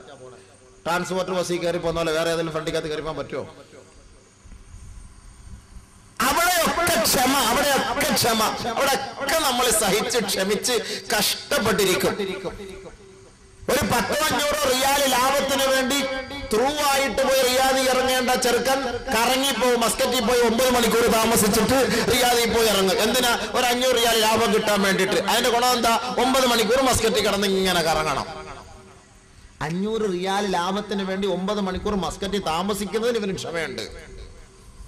അല്ലാഹുവിനോട് കാര്യങ്ങൾ ചോദിച്ച് അത് വരുന്നതിന് വരെ കാത്തിരിക്കാൻ ഇവന് ക്ഷമയില്ല. ളുഹറിന് ചോദിച്ചാൽ അസറിന് കിട്ടണം, അസറിന് ചോദിച്ചാൽ മഗ്രിബിന് കിട്ടണം, മഗ്രിബിന് ചോദിച്ചാൽ ഇശാക്ക് കിട്ടണം. ഇശാ നിസ്കരിച്ച് ചോദിച്ചിട്ട് നടന്നാൽ സുബഹി ആകുമ്പോഴത്തേക്ക് വാതില്ല എന്തെങ്കിലുമൊക്കെ അള്ളാഹു അവിടെ കൊണ്ട് വെച്ചേക്കണം. ഇത് നടക്കുന്ന കാര്യമല്ല. നമ്മൾ അള്ളാഹുവിനോട് ചോദിച്ച് ക്ഷമിച്ചിരുന്നാൽ റബ്ബ് തരും. സഹിക്കണം, ക്ഷമിക്കണം. അല്ലാഹു സുബ്ഹാനഹു വ തആല ബദരീങ്ങളെ രക്ഷപ്പെടുത്തിയില്ലേ, സഹായിച്ചില്ലേ? ആരാണ് ബദരീങ്ങളെ സഹായിക്കാൻ അവിടെ മുന്നിട്ടിറങ്ങിയത്? ബഹുമാനപ്പെട്ട നബിയുനാ റസൂലുള്ളാഹി തങ്ങളും സഹാബാക്കളും നോമ്പും പിടിച്ച് കഷ്ടപ്പെട്ട് എരിപൊരി കൊള്ളുന്ന വെയിലിൽ ബദറിന്റെ രണാങ്കളത്തിലേക്ക് വന്ന് നിൽക്കുകയാ. വെള്ളമുള്ള സമൃദ്ധമായ സ്ഥലങ്ങൾ മുഴുവനും പ്രതിയോഗികൾ പിടിച്ചടക്കിയിരിക്കുമ്പോ ആരംഭപ്പൂവായ മുത്തു മുഹമ്മദ് മുസ്തഫ തങ്ങളും ബലഹീനരായ കുറെ സഹാബത്തും മാത്രം ബദറിന്റെ രണാങ്കള അണിനിരന്നു നിൽക്കുമ്പോ അല്ലാഹുവിന്റെ റസൂല് വലതും ഇടതും നോക്കുകയാ. ബഹുമാനപ്പെട്ട പ്രവാചകൻ ആ സ്വഹാബത്തിനെ നോക്കുമ്പോ അൻസാരികളും മുഹാജിരീങ്ങളുമായ പാവപ്പെട്ട സ്വഹാബത്ത് ഈ സ്വഹാബത്തിനെ കൊണ്ട് റബ്ബേ ഈ സത്യദീനിനെ നീ നിലനിർത്തണമേ എന്ന ദുആ എന്ന ആയുധം മാത്രമായിരുന്നു അല്ലാഹുവിന്റെ റസൂൽ അവിടെ പ്രയോഗിച്ചത്. ബഹുമാനപ്പെട്ട സ്വഹാബാക്കളെ അല്ലാഹു തആല തലേന്ന് രാത്രി ഉറക്കുമ്പോ അല്ലാഹുവിന്റെ റസൂൽ ഒരു മുസല്ല എടുത്ത് വിരിച്ചിട്ട് ആ പാതിര മുഴുവനും നേരം വെളുക്കുവോളം സുബഹിയോളം സുജൂദിൽ കിടന്ന് പൊട്ടിക്കരയുകയാ. ഉറക്കമില്ല, വിശ്രമമില്ല, നിദ്രാരഹിതനായി നായകനായിക്കൊണ്ട് ലോകത്തിന്റെ നായകൻ മുഹമ്മദ് മുസ്തഫ തങ്ങൾ സത്യത്തിന്റെ ദീൻ ലോകത്ത് നിലനിർത്തുന്നതിന് വേണ്ടി പൊട്ടിക്കരഞ്ഞപ്പോ ആരംഭപ്പൂവായ ഹബീബിന്റെ വലം കൈയായ അബൂബക്കർ സിദ്ദീഖ് റളിയല്ലാഹു അൻഹു ഹബീബായ തങ്ങളെ പോയി കെട്ടിപ്പിടിച്ചിട്ട് പറഞ്ഞു, യാ റസൂലല്ലാഹ്, നബിയേ ക്ഷമിക്കൂ നബിയേ, ക്ഷമിക്കൂ നബിയേ, ക്ഷമിക്കൂ നബിയേ. അല്ലാഹു അങ്ങേക്ക് വാഗ്ദാനം നൽകിയിട്ടുണ്ടെങ്കിൽ ആ വാഗ്ദാനം അല്ലാഹു പാലിക്കും യാ റസൂലല്ലാഹ്. അതുകൊണ്ട് വിശ്രമിക്കൂ യാ റസൂലല്ലാഹ്, അങ്ങൊന്ന് സമാധാനിക്കൂ യാ റസൂലല്ലാഹ്. അബൂബക്കർ സിദ്ദീഖ് റളിയല്ലാഹു അൻഹു പറഞ്ഞു, നബി തങ്ങളെ ക്ഷമിക്ക്, എന്തിനാ ഇത്ര വെപ്രാളപ്പെടുന്നത്? ആ കരച്ചിലും വെപ്രാളവും ബഹളവും. ബഹുമാനപ്പെട്ട പ്രവാചകൻ സല്ലല്ലാഹു അലൈഹി വസല്ലം തങ്ങൾ ബദറിൽ നാളെ വിജയം, സത്യത്തിന്റെ മാർഗത്തിൽ വിജയം കിട്ടുന്നതിന് വേണ്ടി പരിശ്രമിച്ച് രാത്രി ബദറിന്റെ 17-ാം രാവിന്റെ അന്ന് പൊട്ടിക്കരഞ്ഞ് ദുആ ഇറക്കുക രാത്രി മുഴുവൻ. നമ്മള് ബിരിയാണി പൊതി മേടിച്ചെന്ന് ഒരുത്തന് ബിരിയാണി പൊതി അങ്ങനെ കിട്ടിയില്ലെങ്കിൽ പള്ളിയിലെ സെക്രട്ടറിയെ കുത്തി, അല്ലെങ്കിൽ അത് വെച്ചവനെ കുത്തി, അവനെ അടിച്ച് ഇവനെ അടിച്ച് ആകെ വേള ഉണ്ടാക്കി പള്ളിയിൽ പ്രശ്നമാക്കുക. ഇവിടെ ബദർ പള്ളിയിൽ ബദർ ബിരിയാണി പൊതിക്ക് വേണ്ടി. നബിതങ്ങൾ പൊട്ടിക്കരയുക ഈ ഉമ്മത്തിന് ഈ ദീൻ നിലനിർത്തി കിട്ടാൻ വേണ്ടി, ഈ ദീൻ നിലനിന്ന് കിട്ടാൻ വേണ്ടി അല്ലാഹുവിന്റെ റസൂൽ പൊട്ടിക്കരയുക. അവർക്ക് വല്ല ആയുധങ്ങളുണ്ടോ? അശ്വാരൂഢന്മാരുണ്ടോ? അത്യാധുനിക ഉപകരണങ്ങളുണ്ടോ? അംഗബാഹുല്യമുണ്ടോ? അല്ലാഹുവിന്റെ റസൂലും സഹാബത്തും ബഹുമാനപ്പെട്ട പ്രവാചകനെ അണിനിരന്നിരിക്കുന്നത് പാവപ്പെട്ട മുഹാജിരീങ്ങളും പാവപ്പെട്ട അൻസാരികളുമായ ബലഹീനരായ സഹാബത്ത്. ഒന്നോ രണ്ടോ തുരുമ്പ് പിടിച്ച കുന്തങ്ങൾ, ഒരു 7-8 ഒട്ടകങ്ങൾ, മറ്റുള്ളവർക്ക് 100 അശ്വാരൂഢന്മാർ, 700 ഒട്ടകങ്ങൾ, ആയിരക്കണക്കായ ശത്രു സൈന്യങ്ങൾ എല്ലാവരും വന്ന് അണിനിരന്ന് പാട്ടും ഗാനമേളയും സിനിമാറ്റിക് ഡാൻസും ബ്രേക്ക് ഡാൻസും ഒക്കെയാടി സന്തോഷിച്ച് മദ്യം വിളമ്പി കുടിച്ചുകൊണ്ടിരിക്കുകയാണ്. നബിയും സഹാബത്തും ഒന്നുമില്ലാതെ അള്ളാഹുവിന്റെ അടുക്കൽ കണ്ണുനീരായിട്ട് പൊട്ടിക്കരഞ്ഞ് ദുആ ചെയ്ത് അള്ളാഹയെ സ്വാധീനിക്കാൻ ശ്രമിച്ചുകൊണ്ടിരിക്കുന്നു. وَلَقَدْ نَصَرَكُمُ اللَّهُ بِبَدْرٍ وَأَنْتُمْ أَذِلَّةٌ فَاتَّقُوا اللَّهَ لَعَلَّكُمْ تُرْحَمُونَ. അല്ലാഹു നിങ്ങളെ ബദറിൽ രക്ഷപ്പെടുത്തിയില്ലേ? ബദറിൽ നിങ്ങളെ സഹായിച്ചില്ലേ? ബദറിൽ നിങ്ങൾ നിന്ദ്യരായിരുന്നില്ലേ? അംഗവൈകല്യമുള്ളവരായിരുന്നില്ലേ? അങ്കുലി പരിമിതമായ നിങ്ങളെ അല്ലാഹു ബദറിൽ രക്ഷപ്പെടുത്തിയില്ലേ? ആ രക്ഷപ്പെടുത്തിയതും സഹായിച്ചതിന്റെയും കാരണം നിങ്ങൾ അല്ലാഹയെ ഭയപ്പെട്ടതിന്റെ പേരിലല്ലേ? അല്ലാഹയെ സ്വാധീനിച്ചതിന്റെ പേരിലല്ലേ? അവനോട് സഹായം തേടിയതിന്റെ പേരിലല്ലേ? അല്ലാഹു അവിടെ സഹായിച്ചു. ആയിരക്കണക്കായ ശത്രുക്കളുടെ മുന്നിൽ റബ്ബ് സഹായിച്ചില്ലേ? വേറെ എങ്ങനെ ആരെങ്കിലും മിസൈൽ കൊണ്ടുവന്നോ? അല്ലാഹു തആല ഘട്ടം ഘട്ടമായി മോളിൽ ഇങ്ങനെ മലക്കുകൾ ഇറക്കി സഹായിച്ചുകൊണ്ടേയിരുന്നു. നമുക്ക് ആ സഹായം അല്ലാഹു തരാമെന്ന് വാഗ്ദാനം ചെയ്തിരിക്കുകയല്ലേ? പക്ഷെ അത് നേടിയെടുക്കാനും ചോദിക്കാനും നമ്മളെ കൊണ്ട് സമയമില്ലല്ലോ. കാര്യം ഇപ്പൊ നടക്കണം. അതിനു വേണ്ടിയിട്ടാണ്, ഇപ്പൊ നടക്കാൻ വേണ്ടിയിട്ടാണ് നമ്മൾ കണ്ട ഈ കൂടോത്രവും മന്ത്രവാദവും അതിനൊക്കെ നമ്മൾ പോണത്. പോയിട്ട് പെട്ടെന്ന് കാര്യം, ഒരു കാടമുട്ടയ്ക്കകത്ത് അഡ്ജസ്റ്റ് ചെയ്ത് പെട്ടെന്ന് കാര്യം നടക്കാൻ പറ്റിയ അങ്ങനെ, കോഴിത്തലയ്ക്കാതെ നടക്കാൻ പറ്റിയ അങ്ങനെ, പെട്ടെന്ന് കാര്യം നടക്കാൻ. പെണ്ണുങ്ങൾക്ക് ഒട്ടും ക്ഷമയില്ല, സബറില്ല. ഇതിനു വേണ്ടിയിട്ട് പിറകെ ഓടുക, സമയം മുഴുവൻ ഓടുക. ഖുർആൻ പറയും, മുരുകാലയത്തിൽ പോകുമ്പോൾ മുരുകൻ പറയാം, ഒരു ഖുർആൻ മേടിച്ചാൽ പള്ളി കൊണ്ട് കൊടുത്തരാം, അതേപോലെ കൊണ്ടും കൊടുക്കും. താത്ത ഹൈദ് വന്ന താത്തായാലും ജനാബത്ത് വന്ന താത്തായാലും അവിടെ നോക്കാറില്ല, മുരുകൻ പറഞ്ഞതാണ് കൊണ്ട് കൊടുത്തരാം. ഖുർആൻ, പരിശുദ്ധ ഖുർആൻ, ലാ യമസ്സുഹു ഇല്ലൽ മുതഹ്ഹറൂൻ തൻസീലുൻ മിർ റബ്ബിൽ ആലമീൻ. പരിശുദ്ധ ഖുർആൻ അല്ലാഹുവിന്റെ ഭാഗത്തു നിന്ന് വന്ന ദിവ്യ സന്ദേശങ്ങളാണ്. പടച്ചവന്റെ വാക്കുകളും വചനങ്ങളുമാണ്. അശുദ്ധിയോടുകൂടി അതിനെ നീ തുടരുത്, സ്പർശിക്കരുത്. അത് ഓതുമ്പോഴും അത് പ്രചരിപ്പിക്കുമ്പോഴും അത് പ്രബോധനം ചെയ്യുമ്പോഴും നീ മര്യാദ പാലിക്കണമെന്ന് പരിശുദ്ധ ഖുർആൻ. ഇന്ന് സ്വീകരിക്കാറുണ്ടോ? അതിന്ന് വാങ്ങി വീട്ടിൽ കൊണ്ട് സൂക്ഷിച്ചു വെച്ചിരിക്കുകയല്ലേ? ടിവിയുടെ മുകളിൽ കൊണ്ട് വെച്ചിരിക്കുകയല്ലേ? ആരെങ്കിലും അതൊന്ന് തുറന്നു നോക്കാറുണ്ടോ? എല്ലാ മുസീബത്തുകളും എല്ലാ പ്രയാസങ്ങളും എല്ലാ പ്രശ്നങ്ങളും കുടുംബത്തിലെ സകലമാന ദുഃഖങ്ങളും ദുരിതങ്ങളും പറന്നു പോകും. പിശാചിന്റെയും ചെറുത്താന്റെയും ചാത്തന്റെയും ചാമുണ്ടിയുടെയും എല്ലാ പ്രശ്നങ്ങളും മാറിപ്പോകും ഏതൊരു വീട്ടിൽ സൂറത്തുൽ ബഖറ പാരായണം ചെയ്താൽ. നബിയുനാ റസൂലുള്ളാഹി ഒരു വീട്ടിൽ സൂറത്തുൽ ബഖറ പാരായണം ചെയ്താൽ ആ വീട്ടിൽ ചാത്തൻ സേവയുണ്ടെങ്കിൽ പറന്നു പോകുമെന്ന് നബിയുനാ റസൂലുള്ളാഹി. ശൈത്താൻ അവിടെ കയറൂല, പിശാച് അവിടെ വരൂല. സൂറത്തുൽ ബഖറ പാരായണം ചെയ്യുന്ന വീട്ടിൽ ഹബീബായ തങ്ങളുടെ നാവിൽ നിന്ന് വീണ മുത്തുമൊഴിയാണിത്. വിശ്വസിച്ചുകൂടെ നമുക്ക്? ആരൊരാളൊരു വീട്ടിൽ സൂറത്തുൽ ബഖറ ഓതുന്നുവോ ആ വീട്ടിൽ ശൈത്താൻ ഉണ്ടാവൂല. പക്ഷെ 2.5 ജുസു അത്തിരി പാടാ. ഓതുവോ 2.5 ജുസു രാവിലെ ഇരുന്ന് അങ്ങോട്ട് ഓതണം. 1 മണിക്കൂർ മതി. കുട്ടികളെ ഏൽപ്പിട്ട് എവിടാ സുബഹി നിസ്കരിക്കാൻ സമയമല്ല, പിന്നല്ലേ ഇവിടെ രാവിലെ ഓതാൻ പോണത്. രാവിലെ ഇരുന്ന് ഓത്. ശൈത്താൻ ഓടും. അവിടെ നാഗവല്ലിയും വരൂല, അവിടെ ചാമുണ്ടിയും വരൂല, അവിടെ ചങ്ങലമാടനും വരൂല, അവിടെ ഒരു ശൈത്താനും വരൂല. നബി തങ്ങളുടെ വാക്കാണിത്, ഹബീബായ തങ്ങളുടെ മുത്തായ വാക്കാണിത്. അല്ലാഹു അമൽ ചെയ്യാൻ തൗഫീഖ് നൽകട്ടെ. ദാരിദ്ര്യം കൊണ്ട് നിങ്ങൾ ബുദ്ധിമുട്ടുന്നുണ്ടോ? പ്രയാസപ്പെടുന്നുണ്ടോ? ദാരിദ്ര്യം കൊണ്ട് പട്ടിണിയിലാണോ? സാമ്പത്തികമായിട്ട് നിങ്ങൾ പിന്നോക്കമാണോ? സാമ്പത്തികമായി നിങ്ങൾക്ക് പ്രശ്നങ്ങളാണോ? സാമ്പത്തിക മാന്ദ്യം നിങ്ങളെ പിടികൂടിയിട്ടുണ്ടോ? ഹബീബുനാ റസൂലുള്ളാഹി തങ്ങൾ പറയുന്നു, എല്ലാ ദിവസവും നിങ്ങൾ സൂറത്തുൽ വാഖിയ പാരായണം ചെയ്യും, അല്ലാഹു സാമ്പത്തിക മാന്ദ്യം എടുത്തു കളയും. മഗ്രിബിന്റെ ഇശാഇന്റെയും ഇടയ്ക്ക് നിങ്ങൾ ഈ സൂറത്തുൽ വാഖിയ പാരായണം ചെയ്താൽ ആ വീട്ടിൽ ദാരിദ്ര്യം ഉണ്ടാവുകയില്ല, പട്ടിണി ഉണ്ടാവുകയില്ല എന്ന് ഹബീബുനാ തങ്ങൾ നമ്മളെ പഠിപ്പിക്കുമ്പോൾ ആ സമയത്ത് നമ്മൾ ഒളിവെടുത്തുകൊണ്ട് അതോടുകൂടി കിബിലയ്ക്ക് നേരെ TV എടുത്തു വെച്ചിട്ട് അതിന്റെ മുന്നിരുന്ന് സീരിയൽ കാണാൻ ഈ സഹോദരി സമുദായം തയ്യാറായത് കൊണ്ടാണ് ഈ ഉമ്മത്ത് പ്രശ്നം വരുമ്പോൾ അള്ളാഹുവിനെ ചോദിച്ചിട്ട് ഉടനെ ഉത്തരം കിട്ടാത്തത്. അതിന് അള്ളാഹെ കുറ്റം പറഞ്ഞിട്ട് കാര്യമൊന്നുമില്ല. TV കണ്ടോണ്ടിരിക്കുമ്പോൾ സ്വിച്ച് ഇടാൻ പോയപ്പോൾ കറണ്ട് അടിച്ചു, അത്യാഹിത വാർഡിൽ കിടക്കുന്നു, TV എല്ലാം അടിച്ചു പൊട്ടിച്ചിട്ട് താത്ത പോയി ദുആയോടെ ദുആ. അങ്ങനത്തെ ആവശ്യം വരുമ്പോൾ ദുആ ഇപ്പൊ അള്ളാഹ്ക്ക് വേണ്ട. അതിന് മുമ്പ് അവിടെ പോയി ദുആ ചെയ്യാൻ. കൊച്ചി TV ഓണാക്കിയപ്പോ കറണ്ട് അടിച്ചു, ദാ കിടക്കുന്നു, പൊക്കിയെടുത്ത് ആശുപത്രി കൊണ്ടിട്ടു, ദുആയോടെ ദുആ. ഉസ്താദിന് ഒരു കത്തടി, മോൾ ആശുപത്രി കിടക്കാം. പറയാൻ പറ്റൂല, കറണ്ട് അടിച്ചെന്നവരുള്ളൂ. TV ഓണാക്കാൻ നേരത്ത് കറണ്ട് അടിച്ചെന്ന് ഉസ്താദിനെ പറയാൻ പറ്റുമോ? ബഹുമാനമുള്ള സഹോദരൻ മനസ്സിലാക്കണം, വിവാഹപ്രായമെത്തിയ സഹോദരിമാർക്ക് വിവാഹം നടക്കാതെ വന്നാൽ പരിശുദ്ധ ഖുർആനിൽ അല്ലാഹുവിന്റെ റസൂൽ നമ്മളെ പഠിപ്പിച്ചു തന്നിട്ടുണ്ട്.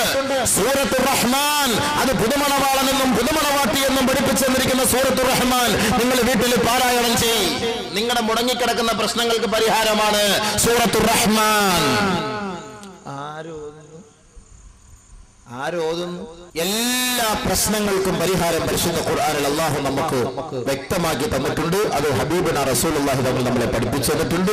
പക്ഷേ നമ്മൾ അതിനെ സ്വാധീനിക്കാത്തതാണ് നമുക്ക് വന്ന എല്ലാത്തിന്റെയും പ്രശ്നം, സകലമാന പ്രശ്നം. എല്ലാ വിഷയത്തിനും പരിഹാരം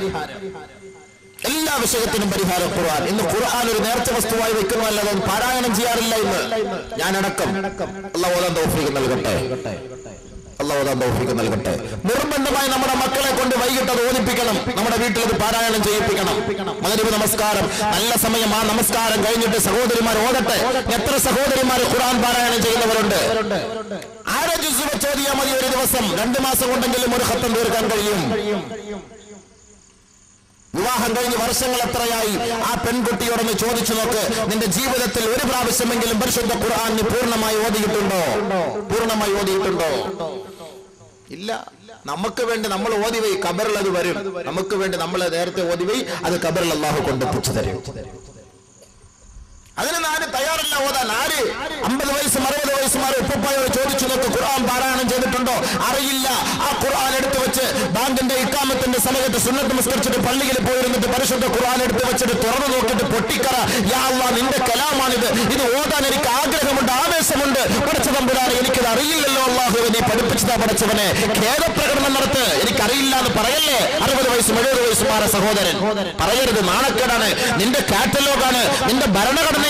പടച്ച തമ്പുരാൻ നിനക്ക് എഴുതി തന്ന, നിനക്ക് വേണ്ടി തന്ന ഒരു വറാസത്ത്, അനന്തര സ്വത്താണിത് ഖുർആൻ. ഇത് പഠിക്കാനും ഓതാനും നമ്മളിത് തയ്യാറല്ല. അതുകൊണ്ടാണ് നമ്മൾ ഇന്ന് ഏറ്റെടുക്കുന്ന നൂറുകണക്കിന് പ്രശ്നങ്ങൾ മുഴുവനും ഈ ഖുർആനിനെ നമ്മൾ വെടിഞ്ഞുകൊണ്ടുള്ള ജീവിതം നയിക്കുന്നത് കൊണ്ടാണ്. യാതൊരു സംശയവുമില്ല. അല്ലാഹു സുബ്ഹാനഹു വ തആല പരിശുദ്ധ ഖുർആനിലൂടെ വ്യക്തമാക്കിയതുപോലെ ഹബീബുന റസൂലുള്ളാഹി തങ്ങളുടെ സ്വഹാബാക്കളെ നടന്നതിന്റെ പേരിൽ ആയിരക്കണക്കായ ശത്രുപാളയത്തിൽ അല്ലാഹു തആല അവരെ രക്ഷപ്പെടുത്തി സഹായിച്ചു. അല്ലാഹു ഓതാൻ തൗഫീഖ് നൽകട്ടെ. ആമീൻ പറ. ഓതാൻ തൗഫീഖ് നൽകട്ടെ. കൂടോത്രം ചെയ്തെന്ന് പേടിക്കുന്നുണ്ടോ? സൂറത്തുൽ ഫാത്തിഹ ഓത്, സൂറത്തുൽ ഇഖ്ലാസ് ഓത്, സൂറത്തുൽ ഫലഖ് ഓത്, സൂറത്തുൽ നാസ് ഓത്. ദിവസവും ഓദിക്കോ. ആരെന്ത് ഏത് മുട്ടക്കകത്ത് ചെയ്താലും കേൾക്കൂല. ആ ഒരു വിശ്വാസം നമുക്ക് വേണം. സൂറത്തുൽ ഫാത്തിഹ ഓദിക്കോ, സൂറത്തുൽ ഇഖ്ലാസ് ഖുൽ ഹുവല്ലാഹു അഹദ്, സൂറത്തുൽ ഫലഖ് ഖുൽ അഊദു ബിറബ്ബിൽ ഫലഖ്, സൂറത്തുൽ നാസ് ഖുൽ അഊദു ബിറബ്ബിൻ നാസ്. തണുപ്പ് ശരീരം മൊത്തം. രാത്രി കിടക്കാൻ നേരത്ത് ഒളിവെടുത്തിട്ട് ഓതിയിട്ട് കിട. ഒരു ഷർറും ഇങ്ങോട്ട് വരില്ല. നമസ്കാരത്തിന് ശേഷം ഇത് ഓത്. നമസ്കാരത്തിന് ശേഷം ഫർള് നമസ്കാരം കഴിഞ്ഞ് 300 പ്രാവശ്യം വീതം നീ ഇത് പാരായണം ചെയ്. ഒരു ഷർറും ഇങ്ങോട്ട് വരില്ല. ഇന്ന വലിയല്ലാഹുല്ലദീ നസ്സലൽ കിതാബ വഹുവ യതവല്ലസ്സാലിഹീൻ.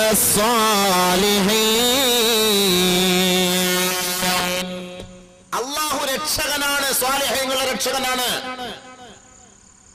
ഏത് രക്ഷകനാണ്? നസ്സലൽ കിതാബ്, അവനാണ് ഈ ഗ്രന്ഥം ഇറക്കിയവൻ. വഹുവ യതവല്ലസ്സാലിഹീൻ, സ്വാലിഹീങ്ങളുടെ പരിപൂർണമായ ഉത്തരവാദിത്വം ഏറ്റെടുത്തുകൊണ്ട് അവർക്ക് പൂർണ്ണമായ സംരക്ഷണം നൽകാമെന്നും അല്ലാഹു തആല പറഞ്ഞിരിക്കുകയാണ്. ഈ ആയത്തിന്റെ സബബുൻ നുസൂൽ, ഈ ആയത്ത് ഇറങ്ങിയതിന്റെ പശ്ചാത്തലം തന്നെ പരിശോധിച്ച് നമുക്കറിയാം. മുശ്രിക്കീങ്ങൾ പറഞ്ഞു, ഞങ്ങളുടെ ദേവതയെങ്ങാണെന്ന് കുറ്റം പറഞ്ഞാൽ ആ ദേവത വലിയ തീയുടെ രൂപത്തിൽ വന്ന് നിന്നെ കരിച്ചു കളയും മുഹമ്മദ് എന്ന് പറഞ്ഞു, പേടിപ്പിച്ചു കളഞ്ഞു. നീ അങ്ങനെ നിന്ന് കുറ്റം പറഞ്ഞു നോക്ക്, എന്നെ അയാൾ പറപ്പിക്കും മുട്ടയ്ക്കകത്ത് വെച്ച്. ഇങ്ങനെ പറയുമ്പോൾ നമ്മളങ്ങ് പേടിച്ചു പോകും. ഈ മുശ്രിക്കുകൾ ഈ വാക്ക് പറഞ്ഞപ്പോ അള്ളാഹ്ക്ക് ഇഷ്ടപ്പെട്ടില്ല. അള്ളാഹ് ഉടനെ ആയത്തിറക്കിയിട്ട് പറഞ്ഞു, അള്ളാഹു സ്വാലിഹീങ്ങളുടെ സംരക്ഷകനാണ്. അള്ളാഹു സ്വാലിഹീങ്ങളുടെ സംരക്ഷകനാണ്. നിങ്ങൾ പേടിക്കണ്ട. ആ യഖീൻ നമുക്ക് വേണം. അള്ളാഹല്ലേ നമ്മുടെ സംരക്ഷകൻ. എന്തിനാ പേടിക്കുന്നത്? ഇന്നമാ വലിയകുമുല്ലാഹു വറസൂലുഹു. അള്ളാഹു നിങ്ങളുടെ സംരക്ഷകനാണെന്നുള്ള പറഞ്ഞിരിക്കുന്നിടത്തോളം കാലം നിങ്ങൾ എന്തിനു വിഷമിക്കണം, പ്രയാസപ്പെടണം? അതുകൊണ്ട് ബഹുമാനമുള്ള മുഅ്മിനീങ്ങളെ, അള്ളാഹുവിനെ നമ്മൾ സ്വാധീനിച്ചാൽ, ചുരുക്കി പറഞ്ഞാൽ, അള്ളാഹു നമ്മളെ സഹായിക്കും. ഇൻ തസ്ബിറൂ വതത്തഖൂ ലാ യളറുകും കൈദുഹും ശൈആ. നിങ്ങൾ ഭയഭക്തിയോടുകൂടി, തികഞ്ഞ മതബോധത്തോടുകൂടി, ക്ഷമാവലംബിച്ചുകൊണ്ട് റബ്ബിനെ സ്വാധീനിക്കാൻ തയ്യാറായാൽ ഏത് ബദ്ധവൈരികൾ ചെയ്യുന്ന കുതന്ത്രങ്ങളും നിങ്ങളുടെ ശരീരത്തിൽ ഒരു പോറല് പോലും ഏൽപ്പിക്കുകയില്ല.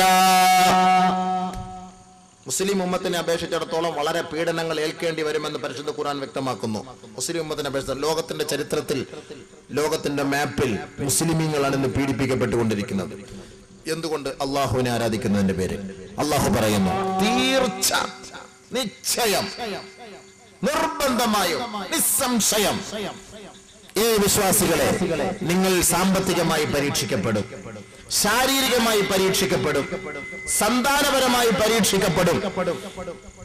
ജൂതനസ്രാണികളിൽ നിന്ന് നിങ്ങൾ ധാരാളം അനാവശ്യങ്ങൾ കേൾക്കേണ്ടി വരും.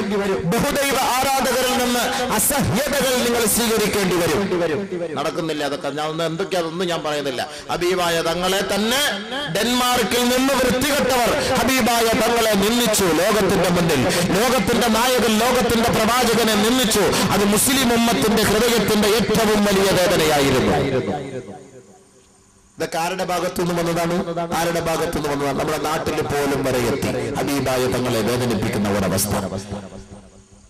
ഭൗതിക പ്രബുദ്ധതയുള്ള കൊച്ചു കേരളത്തിലെ, സാംസ്കാരിക ബോധമുള്ള കൊച്ചു കേരളത്തിൽ നിന്ന് പോലും ലോകത്തിന്റെ നാടിപിടിപ്പായ ഹബീബായ തങ്ങളെ വേദനിപ്പിക്കുന്ന ഒരവസ്ഥാവിശേഷം വരെ ഈ കൊച്ചു കേരളത്തിൽ ഉണ്ടായെങ്കിൽ റബ്ബുൽ ഇസ്സത്തായ തമ്പുരാൻ പറഞ്ഞു, വമിനല്ലദീന അശ്റകൂ അദൻ കസീറാ. ബഹുദൈവാരാധകർ ധാരാളം അസഹ്യതകൾ ഏൽക്കേണ്ടി വരും. ജൂതനസ്രാണികളിൽ നിന്നും നിങ്ങൾ ധാരാളം മോശത്തരങ്ങൾ കേൾക്കേണ്ടി വരും. ഈ സന്ദർഭത്തിൽ നിങ്ങൾ എന്ത് ചെയ്യണം? ഫഇൻ തസ്ബിറൂ വതത്തഖൂ ذلك من عزم الأمور. ക്ഷമിച്ചുകൊണ്ടും അല്ലാഹുവിനെ സ്വാധീനിച്ചുകൊണ്ടും ഭയപ്പെട്ടുകൊണ്ടും നിങ്ങൾ അല്ലാഹുവിനെ കരസ്ഥമാക്കാൻ ശ്രമിച്ചാൽ തീർച്ചയായും അതാണ് സുദൃഢമായ കാര്യങ്ങളിൽ പെട്ടതെന്ന് പരിശുദ്ധ ഖുർആൻ. അപ്പോൾ തഖ്വ ഉള്ളവരായി മാറിയാൽ ഒന്നാമത് അല്ലാഹു നമുക്ക് തരുന്നത് ശത്രുപാളയത്തിൽ നിന്ന് പരിപൂർണമായ സംരക്ഷണം. ഒന്ന്, നമ്പർ 1 പോയിന്റ്. 2,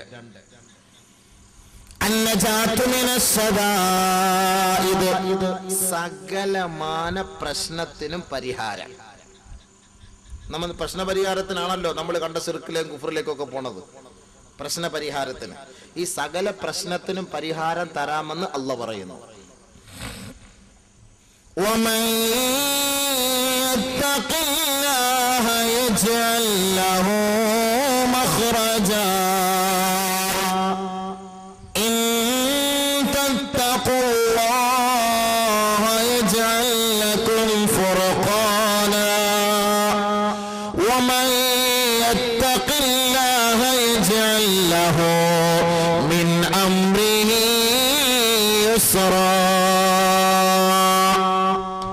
സകല പ്രശ്നത്തിനും സകലമാന ആവലാദികൾക്കും വേവലാദികൾക്കും അല്ലാഹു പരിഹാരം തരാമെന്ന് പറയുന്നു. പക്ഷെ ഒരേ ഒരു ഉപാധി, തഖ്വ. പറയുന്നത് മനസ്സിലാവുന്നുണ്ടല്ലോ അല്ലേ? തഖ്വ, പേടി, അല്ലാഹുവെ പേടി, അല്ലാഹുവെ ഭയപ്പെടണം, സൂക്ഷിക്കണം, അല്ലാഹുവെ സൂക്ഷിക്കണം. അല്ലാഹുവെ സൂക്ഷിക്കുമ്പോൾ അല്ലാഹു പറയുകയാണ് വമൻ യത്തഖില്ലാഹ യജ്അൽ ലഹു മഖ്റജാ. നിങ്ങളുടെ പ്രയാസങ്ങൾ, ബുദ്ധിമുട്ടുകൾ, ദുഃഖങ്ങൾ, ദുരിതങ്ങൾ, കടങ്ങൾ, നിങ്ങൾ ഏതൊരു വിഷയവുമായി കഷ്ടപ്പെട്ട് വേദനിച്ചു കൊണ്ടിരിക്കുന്നു, ആ പ്രയാസത്തിന് പരിപൂർണമായ പോംവഴി അല്ലാഹു നിശ്ചയിച്ചു തരുമെന്ന് പരിശുദ്ധ ഖുർആനിൽ വ്യക്തമാക്കുന്നു. അല്ലാഹു സ്വീകരിക്കുന്ന ഡിമാൻഡ് ഒരേ ഒരു ഡിമാൻഡ്, നിങ്ങൾ അല്ലാഹുവെ ഭയപ്പെടണം, നിങ്ങൾ അല്ലാഹുവെ ഭയപ്പെടണം. ومن يتق الله يجعل له مخرجا. ആരാണ് അല്ലാഹുവിനെ ഭയപ്പെടുന്നുവോ അവരുടെ സകലമായ പ്രശ്നത്തിനും പരിഹാരമായി ഒരു പോംവഴിയെ അല്ലാഹു നിശ്ചയിച്ചു കൊടുക്കുമത്രേ. വയർസുഖുഹു മിൻ ഹൈസു ലാ യഹ്തസിബ്. അവൻ അറിയാത്ത ഭാഗത്തുകൂടി അല്ലാഹു അവന് വിഭവങ്ങൾ എത്തിച്ചു കൊടുക്കുമത്രേ. അവൻ അറിയാത്ത രീതിയിൽ അല്ലാഹു റിസ്ക് കൊടുക്കും. അറിയാത്ത രീതിയിൽ അവനൊരു ചെറിയ തുക കൊണ്ടൊരു കച്ചവടം ചെയ്താൽ അല്ലാഹു അതിൽ വലിയ ലാഭം നൽകും. കൊള്ളപ്പലിശയ്ക്ക് വലിയ തുക എടുത്ത് കച്ചവടം ചെയ്താൽ അല്ലാഹു നഷ്ടത്തിലെത്തിക്കും. നമ്മൾ ഇവിടെ ഒരു കാര്യം പ്രത്യേകമായിട്ട് മനസ്സിലാക്കണം, നല്ലപോലെ ഗൗരവത്തോടെ കേൾക്കണം കേട്ടോ. കാര്യങ്ങൾ നല്ലപോലെ മനസ്സിലാക്കണം. അല്ലാഹു എനിക്ക് നിങ്ങൾക്ക് മനസ്സിലാക്കാൻ തൗഫീഖ് നൽകട്ടെ. ഞാൻ നിങ്ങളെ പഠിപ്പിക്കല്ല, ഞാനും കൂടെ നന്നാവാൻ വേണ്ടിയാണ് ഞാൻ ഈ പറയുന്നത്. ഞാൻ പറയുന്ന ആള് നല്ല ആള്, നിങ്ങൾ മോശക്കാരോ എന്നുള്ള നിയത്തിലല്ല, ഞാൻ അടക്കം. ഖുർആൻ എനിക്ക് നിങ്ങൾക്ക് എല്ലാവർക്കും വേണ്ടി അല്ലാഹു നമ്മളെല്ലാം നന്നാക്കുമാറാകട്ടെ. ആമീനൊക്കെ ഉറക്കെ പറഞ്ഞോ, കുഴപ്പമൊന്നുമില്ല, ആരും അറസ്റ്റ് ചെയ്തുകൊണ്ടൊന്നും പോവില്ല. നമ്മൾ ചെയ്യുന്ന ദുആയും നമ്മുടെ പ്രവർത്തനങ്ങളും നമുക്കൊരു സാറ്റിസ്ഫാക്ഷൻ കിട്ടാത്തതിന്റെ കാരണം എന്താ? ഞാൻ ഈ നിസ്കരിച്ചിട്ട് ശരിയാവുന്നില്ല ഉസ്താദ്, ഒരുപാട് നിസ്കരിച്ച് മനസ്സിനൊരു റാഹത്ത് കിട്ടുന്നില്ല. ദുആ ചെയ്ത് കൈയെല്ലാം ഒടിഞ്ഞ് എത്ര നാൾ കൊണ്ട് നമ്മൾ എന്തെങ്കിലും വിഷയം പറയുമ്പോൾ ദുആരക്കപ്പാ ദുആ ചെയ്ത് 3 വർഷമായിട്ട് ദുആ ചെയ്തിട്ട് എൻ്റെ കടം മാറുന്നില്ല, 3 വർഷമായിട്ട് ദുആ ചെയ്ത് എൻ്റെ വാപ്പാടെ അസുഖം മാറുന്നില്ല, 3 വർഷമായിട്ട് ദുആ ചെയ്ത് എൻ്റെ മോളെ കെട്ടിക്കാൻ കഴിഞ്ഞിട്ടില്ല. ഇനി എന്തോ ദുആയ. കല്യാണം കഴിഞ്ഞ വർഷം ഇത്രയായി, ഒരു കുഞ്ഞിനെ പോലെ എനിക്ക് കിട്ടുന്നില്ല. ഞാൻ ദുആ എല്ലാ വൈലാക്കന്മാരും പറയും ദുആ ചെയ്ത് ഇവിടെ എടുത്ത അതിന്റെ കൈയുടെ എല്ലും ഡിസ്കും എല്ലാം ഉറഞ്ഞ് തേഞ്ഞു പോയി. വേറെ ജോലിയൊന്നും ഇല്ലയോ? സ്വാഭാവികമായി പറഞ്ഞു പോകും അല്ലേ? ഒരിക്കലുമില്ല. വല്ലാഹി സത്യം, ആര് ദുആ ചെയ്താലും ആ ദുആ അല്ലാഹു സ്വീകരിക്കും. പിന്നെ സ്വീകരിക്കാതെ വരുമ്പോൾ എന്താ എന്റെ പ്രശ്നം? ഒരാൾ ഒരു ഡോക്ടറിന്റെ അടുക്കലേക്ക് പോയി, അദ്ദേഹത്തിന് ഹാർട്ടിന് അസുഖമാണ്. ഡോക്ടർ പറയുന്നു ഇറച്ചി കഴിക്കരുത്, അതല്ലെങ്കിൽ ഇന്ന കൊഴുപ്പുള്ള വസ്തുക്കൾ കഴിക്കരുത്, അതൊക്കെ നിങ്ങൾ സൂക്ഷിക്കണം എന്നൊക്കെ പറഞ്ഞിട്ട് ഡോക്ടർ പറഞ്ഞു വിടുന്നു. മരുന്നൊക്കെ കൊടുത്തിട്ട് ശരി 2-3 ദിവസമൊക്കെ നോക്കി. 3-ാമത്തെ ദിവസം വീട്ടിൽ ഇത്തിരി മട്ടൻ വാങ്ങിയപ്പോൾ നല്ല അതിനൊക്കെ ഒന്ന് ശുഷ്കി അടിച്ചൊക്കെ ഒന്ന് കൊണ്ടുവന്ന് വെച്ചപ്പോൾ എൻ്റെ മണമൊക്കെ കേട്ടപ്പോൾ മൂപ്പിലാൻ ഇരിക്കാൻ കഴിയുന്നില്ല. നല്ല സൂപ്പർ. എൻ്റെ ആ നെയ്യൊക്കെ ഇങ്ങനെ പൊങ്ങിക്കിടക്കുന്നത് കണ്ടപ്പോൾ അയ്യോ പെണ്ണുമ്പിള്ള ഒരു തരത്തിൽ കൊടുക്കില്ല. അയ്യോ കൊടുക്കല്ലേ. അതോ സാറാ, നമ്മൾ എത്ര വർഷം ഒരുമിച്ച് ജീവിച്ച, നീ തരാതെ പിന്നെ ആര് തരാനാ? പണ്ട് ഹവ്വാ ബീവി ആദം നബിയെ സോപ്പിട്ടതുപോലെ സ്വർഗത്തിൽ വെച്ച് കടിച്ച പഴം കൊടുത്തിട്ട് പറഞ്ഞു തിന്ന് മനുഷ്യ തിന്ന്. അല്ലോ ഇത് തിന്നരുതെന്ന് അള്ളാഹ് പറയുന്നത് നീ കേട്ടില്ലേ? അതല്ലേ നിങ്ങൾക്കുള്ളൊരു സ്വഭാവമാണല്ലോ, ഞാൻ കടിച്ചത് കൊണ്ടല്ലേ നിങ്ങൾ തിന്നാത്തത്. അങ്ങനെ പറഞ്ഞപ്പോ മൂപ്പിലാൻ വലിയ വിഷമായി പോയി. ഓ, ഭാര്യയെ തൃപ്തിപ്പെടുത്തുന്ന അതൃപ്തിയായി പോയല്ലോ അവൾക്ക്. ശരി ഞാൻ കടിച്ച് അപ്പഴേ ഓർഡർ വന്ന് വിട്ടോളാൻ പറഞ്ഞു, വണ്ടി വിട്ടോളാൻ പറഞ്ഞു രണ്ടുപേരും കൂടെ. അപ്പൊ എന്നതുപോലെ ഈ ഭർത്താവ് ഇങ്ങനെ ഇരുന്നിട്ട് ഇറച്ചിയുടെ കാര്യയുടെ മണമൊക്കെ കണ്ടപ്പോ പറഞ്ഞു ഒന്ന് സ്വസ്ഥമായിട്ടൊക്കെ ഇരുന്ന് നോക്കിയപ്പോ അവസാനം പെതുക്കെ 2 പീസ് തിന്ന് എന്തായാലും മരിക്കും, നീ ഇങ്ങോട്ടെട്. അപ്പൊ അത് തിന്ന പാടെ അപ്പോഴാളവിടെ ഉരുണ്ട് വരും. പെട്ടെന്ന് കൊണ്ടുപോയി ഡോക്ടറെ തന്നെ കാണിക്കുന്നു. പരിശോധിച്ച് നോക്കുമ്പോ കൊളസ്ട്രോൾ കൂടി, പ്രശ്നമായി. ഡോക്ടർ എന്തെങ്കിലും കഴിച്ചോ? അത് 2 പീസ് മട്ടന്റെ പീസ് തിന്ന് സാറേ. എന്താ തിന്നരുതെന്ന് പറഞ്ഞാൽ നിങ്ങൾ പിന്നെ തിന്നാൻ പാടില്ല. കൊളസ്ട്രോൾ മാറാൻ വേണ്ടി ദ്വാരക്കും ഇപ്പുറത്ത് മട്ടൻ ചാപ്സ് തിന്നുകൊണ്ടിരിക്കും. അല്ല, കൊളസ്ട്രോൾ മാറാൻ വേണ്ടി മരുന്ന് കഴിക്കും, ഇപ്പുറത്ത് മട്ടൻ ചാപ്സ് തിന്നുകൊണ്ടിരിക്കും. കൊളസ്ട്രോൾ പറയുമോ? ഷുഗർ മാറാൻ വേണ്ടിയിട്ട് ഗുളിക കഴിക്കും, ഇപ്പുറത്ത് മധുര വെട്ടിങ്ങനെ അടിച്ച് വീക്കിക്കൊണ്ടിരിക്കും. എങ്ങനെ അത് പരിഹാരം കാണുക? അപ്പൊ നമ്മുടെ രോഗം മാറാത്തതില് നമ്മുടെ എന്തോ ഒരു ചെറിയ പ്രശ്നം ഉണ്ടല്ലോ, അതുകൊണ്ടാണല്ലോ ഇത് മാറാത്തത്. അതിന്റെ പിന്നിൽ അതാണല്ലോ. മഞ്ഞപ്പിത്തം പിടിച്ചവന് ഡോക്ടർ പഥ്യം നൽകിയിട്ട് പറയും ഇതൊക്കെ സൂക്ഷിക്കണമെന്ന്. വീട്ടിൽ വന്നിട്ട് ആ ഒപ്പിട്ടത് മുഴുവൻ തിന്നിട്ട് പിന്നെ മഞ്ഞപ്പിത്തം കൂടിയാൽ ഡോക്ടറെ കുറ്റം പറഞ്ഞിട്ട് കാര്യമില്ല. ഉണ്ടോ? പറഞ്ഞിട്ട് കാര്യമില്ല. അപ്പൊ നമ്മുടെ എന്തോ പ്രശ്നം. അപ്പൊ നമ്മൾ ചെയ്യുന്നത് സ്വീകരിക്കാതെ വരുമ്പോ നമ്മൾ ആരെയും കുറ്റം പറയണ്ട, നമ്മൾ തന്നെ ഒന്ന് അല്പസമയം ഇരുന്നിട്ടൊന്ന് പരിശോധിക്കണം, എന്താണ് ഈ ദുആ സ്വീകരിക്കാത്തത്. ഒരു ഹദീസ് പറഞ്ഞു കേൾപ്പിച്ചു തരാം. ബഹുമാനപ്പെട്ട അനസ് റളിയല്ലാഹു തആല അൻഹു പറയുന്നു, ഖുൽതു ഞാൻ പറഞ്ഞു, യാ റസൂലല്ലാഹ്, അല്ലാഹുവിന്റെ റസൂലേ, ഉദ്ഉല്ലാഹ ലീ അയ്യജഅലനി മുസ്തജാബ ദഅവാ. നബിയേ, എന്റെ പ്രാർത്ഥന അല്ലാഹു സ്വീകരിക്കുന്നതിന് വേണ്ടി അങ്ങ് അല്ലാഹുവിനോടൊന്ന് ദുആ ചെയ്യണേ നബിയേ. നമ്മൾ ദുആ കൊണ്ട് വസിയത്ത് ചെയ്യൂലേ, അതെല്ലാം കണ്ട ഒന്ന് ദുആ ചെയ്യണം ഉസ്താദ്, ദുആ ഇറക്കണം. നമ്മൾ പറയാം എന്താ, ശരി ഞാൻ ദുആ ഇറന്നേക്കാം.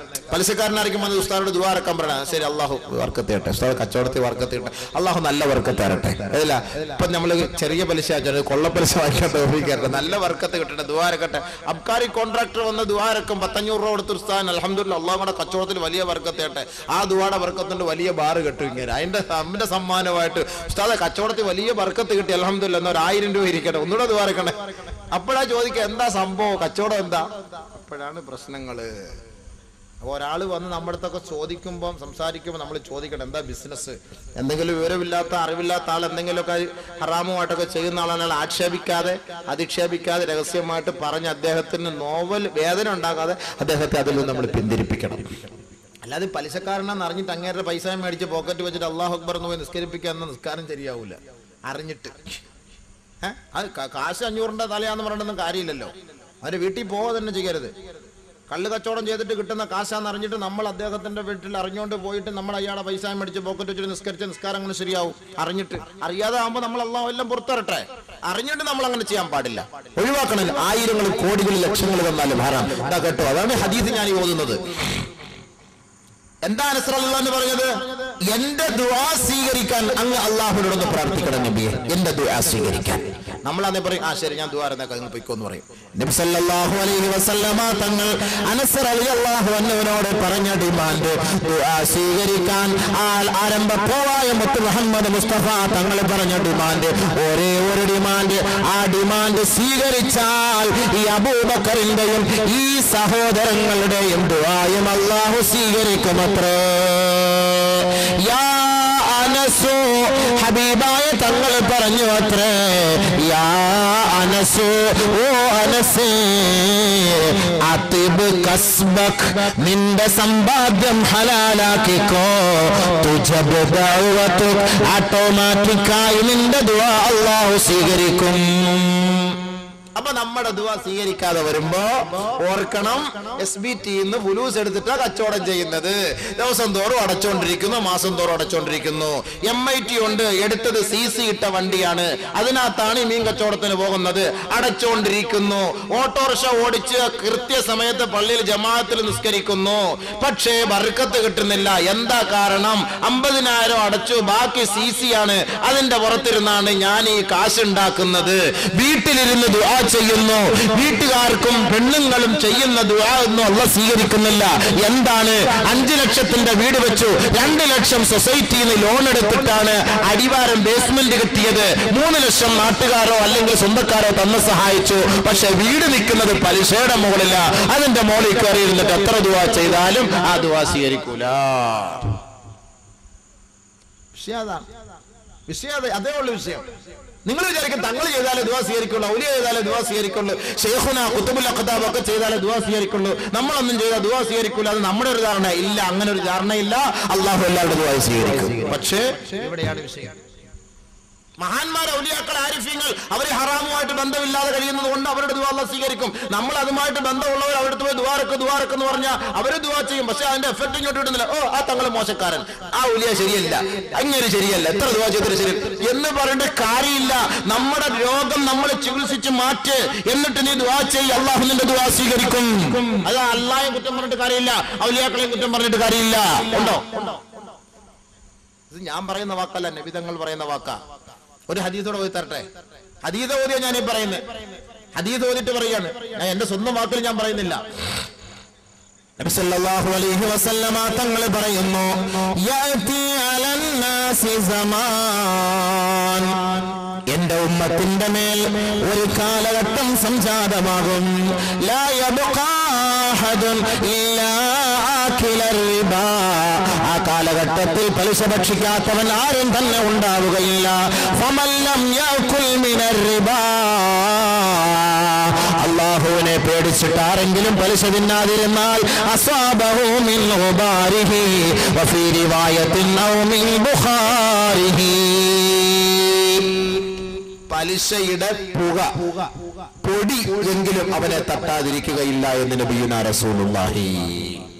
അള്ളാഹയെ പേടിച്ചിട്ട് ഒരാൾ പലിശയുമായി ബന്ധപ്പെടുന്നില്ല എന്നിരിക്കെ അള്ളാന്റെ റസൂൽ പറയുന്നു, അദ്ദേഹത്തിന് പലിശയുമായി ബന്ധമില്ല എങ്കിലും അദ്ദേഹത്തെ പലിശ സ്പർശിക്കാതിരിക്കുകയില്ല. അങ്ങനത്തെ ഒരു കാലഘട്ടം എന്റെ ഉമ്മത്തിന്റെ മേൽ സംജാതമാകുമെന്ന് ലോകത്തിന്റെ നായകനായ മുഹമ്മദ് മുസ്തഫ തങ്ങളെ പറഞ്ഞത് എത്ര പച്ചയായ സത്യം എന്നതിന്റെ തെളിവാണ്. ഒരു പലിശയുടെ അംശം പോലും തിന്നാത്ത ഉസ്താദിനെ എവിടെയെങ്കിലും വിളിച്ചുകൊണ്ട് ദുആയ്ക്ക് കൊണ്ടുപോകാൻ വേണ്ടി ചെറുപ്പക്കാര് കാറോ ബൈക്കോ ആയിട്ട് വരികയും ആ ഉസ്താദിനെ കാറിന്റെയും ബൈക്കിന്റെയും മുകളിൽ കയറ്റിയിരുത്തി വീട്ടിലേക്ക് കൊണ്ടുപോവുകയും ആ വീട്ടിൽ നിന്ന് ഉസ്താദ് ദുആ ചെയ്യുകയും ചെയ്യുമ്പോൾ ഓർക്കണം, ഉസ്താദേ നിങ്ങൾ യാത്ര ചെയ്ത വണ്ടി CC ഇട്ട വണ്ടിയാ, നിങ്ങൾ യാത്ര ചെയ്യുന്ന കാറ് CC ഇട്ട കാറാണ്, നിങ്ങൾ വീട് പാലി കാച്ചാൻ പോകുന്ന ആ വീടിന്റെ അടിത്തറ 2 ലക്ഷം ബേസ്മെന്റ് കെട്ടിയത് അത് പലിശയുടെ പൈസ എടുത്തിട്ടാണ്, അതിന്റെ മുകളിൽ ഇരുന്നിട്ട് ഉസ്താദ് യാസീനോദി ദുആ ചെയ്യുന്നത്. അല്ലാഹുവിന്റെ റസൂൽ പറഞ്ഞു, അസാബഹു മിൻ ഗുബാരിഹി ഔ മിൻ ബുഖാരിഹി. ശരിയോ തെറ്റോ ഞാൻ പറഞ്ഞത്? ഞാൻ അടക്കം എന്റെ കുറ്റം അടക്കം പറയാ. പോയി ദുആ ചെയ്യുമ്പോ CC ഇട്ടോണ്ട് വണ്ടിക്കകത്ത് കയറി ഇരുന്ന് പോകുമ്പോ അതിന്റെ അർത്ഥം എന്താ? പൊടി അടിക്കുന്നില്ല അടി കൂടെ. വീട്ടിൽ പോയിരിക്കുന്നു, വീടിന്റെ നല്ല എന്താ പറയാ വെട്രിഫൈഡ് ടൈലില് ഗ്രാനൈറ്റിൽ ഇരുന്ന് ഉസ്താദ് ദുആ ഇറക്കുന്നു, ദുആ ചെയ്യുന്നു, അടിയിൽ നിന്ന് എന്താ കയറുന്നത്? പൊടി, പലിശയുടെ പൊടി. 2 ലക്ഷം ലോൺ, 2 ലക്ഷം ലോൺ. നിസ്കാരത്തിന് ഒരു കുറവില്ല, ദുആയ്ക്ക് ഒരു കുറവില്ല, കൃത്യസമയം 5 വഖത്ത് കൃത്യമായി വന്ന് പള്ളിയിൽ നിസ്കരിക്കും. എല്ലാം കഴിഞ്ഞു, ലോണും ഇല്ല, ഒന്നുമില്ല, ഒരു പരിപാടിയില്ല, ഒരു പ്രശ്നവുമില്ല, ഒന്നുമില്ല. ശരി, താത്താമാർ ഒരു പ്രശ്നവുമില്ല, ലോൺ എടുക്കില്ല, ഒന്നും ചെയ്യൂല, പലിശ തിന്നേയില്ല, ഒന്നും ചെയ്യൂല. പിന്നെ ഒരൊറ്റ പരിപാടിയുള്ള എന്തെങ്കിലും പ്രശ്നം വരുമ്പോൾ കൈ കിടക്കുന്ന വളം എടുത്തുകൊണ്ട് ബാങ്കിൽ വെച്ച് പണയം വെക്കും. അത് മാത്രമേ ഉസ്താദ് ഞങ്ങൾ ചെയ്യാറുള്ളൂ. അതിനെന്താ കുഴപ്പം? നമ്മൾ പലിശ തിന്നുന്നില്ല, അങ്ങോട്ട് കൊടുക്കുമല്ലേ. എന്നിട്ട് താത്ത മുസാഫ് കൈ പിടിച്ചോണ്ട് ദുആരക്ക് നാടിയാടി ദുആരക്ക് ഒരു ദുആയും എന്റെ പൊന്ന് സലീന താത്ത സ്വീകരിക്കൂല. എന്താ കാരണം? മോതിരം സ്റ്റേറ്റ് വാങ്ങിയിരിക്കുന്നു, വള സ്റ്റേറ്റ് വാങ്ങിയിരിക്കുന്നു, സൊസൈറ്റി ഇരിക്കുന്നു. 2000 രൂപയ്ക്ക് വെച്ച സാധനം തിരിച്ചെടുക്കണമെങ്കിൽ 3000. അതിന്റെ എന്താ ആവശ്യം? അപ്പൊ 1000 രൂപ എന്താ? ഏത് വകയിൽപ്പെട്ടതാ? ഏത് വകയിൽപ്പെട്ടതാ? അല്ലാഹുവിന്റെ റസൂൽ പറഞ്ഞു ലഅനല്ലാഹു ആകിലർ റിബാ വമൂകിലഹു ഐ ആഖിറഹു വമുതി. പലിശ വാങ്ങലും കൊടുക്കലും ശിക്ഷയാണ്. ഇങ്ങോട്ട് വാങ്ങിയാലും നീ പണയം വെച്ചിട്ട് പലിശ അങ്ങോട്ട് കൊടുത്താലും അല്ലാഹു അവരെ ശപിച്ചിരിക്കുന്നു എന്ന് നബിയുനാ റസൂലുള്ളാഹി സ്വല്ലല്ലാഹു അലൈഹി വസല്ലം. സലാത്ത് പോലും ചൊല്ലാൻ നമുക്ക് മടി. കാരണം എന്താ? ഇങ്ങനെയാണ് ഇനി ജീവിച്ചിട്ട് വലിയ കാര്യം. ഇനിയിപ്പോ സലാത്തിലോട്ടൊന്നും വലിയ കാര്യമൊന്നുമില്ല. എന്തിനാ വേറെ ജോലിയൊന്നുമില്ലേ? ഞാൻ ആരാടെ പ്രസംഗിക്കാൻ വിളിച്ചത്? മനുഷ്യനെ മൊത്തം ജീവിക്കാൻ സമ്മതിക്കൂല ഇവിടെ. ചെറുപ്പക്കാർക്ക് നാളെ അടികൊള്ള റെഡിയായിട്ടിരുന്നു. ദീനന്റെ കാര്യം പറയുന്നതിനിപ്പോ നമ്മളെ പേടിക്കേണ്ട കാര്യം എന്താ അല്ലേ? എന്റെയും കൂടെ കാര്യമാണെന്ന് ഞാൻ പറഞ്ഞല്ലോ. ഞാൻ ഒരു വലിയ ആളൊന്നും അല്ലല്ലോ. പക്ഷെ അള്ളാന്റെ റസൂലിന്റെയും ദീനന്റെ കാര്യം ഖുർആനിലും അതീതിലും അങ്ങ് ഇരുന്നാൽ മതിയോ? ഇതൊക്കെ പറഞ്ഞു കൊടുക്കണ്ടേ? നമ്മക്ക് മനസ്സിലാക്കണ്ടേ? ഇത്ര നാളും ചെയ്തു പോട്ടെ, ഇനി തൗബ ചെയ്യാലോ. ഏത് ഇനിയെങ്കിലും തൗബ ചെയ്യാലോ അല്ലേ? ചെയ്തൂടെ? അതാ നമ്മൾ പറയുന്നത്. പക്ഷെ ഇത് പറയാതിരുന്നാലോ? ഇത് പറയാതിരുന്നാൽ നാളെ വീണ്ടും കൂടെ കൊണ്ടുപോയി രാവിലെ തിരുവനന്തപുരം വരെ പോകണം. പൈസ ഇല്ല, ഒരു മോതിരം ഇരിപ്പുണ്ട്, അത് കൊണ്ട് വെച്ചിട്ട് പണയം വെച്ചിട്ട് വീണ്ടും പോകും.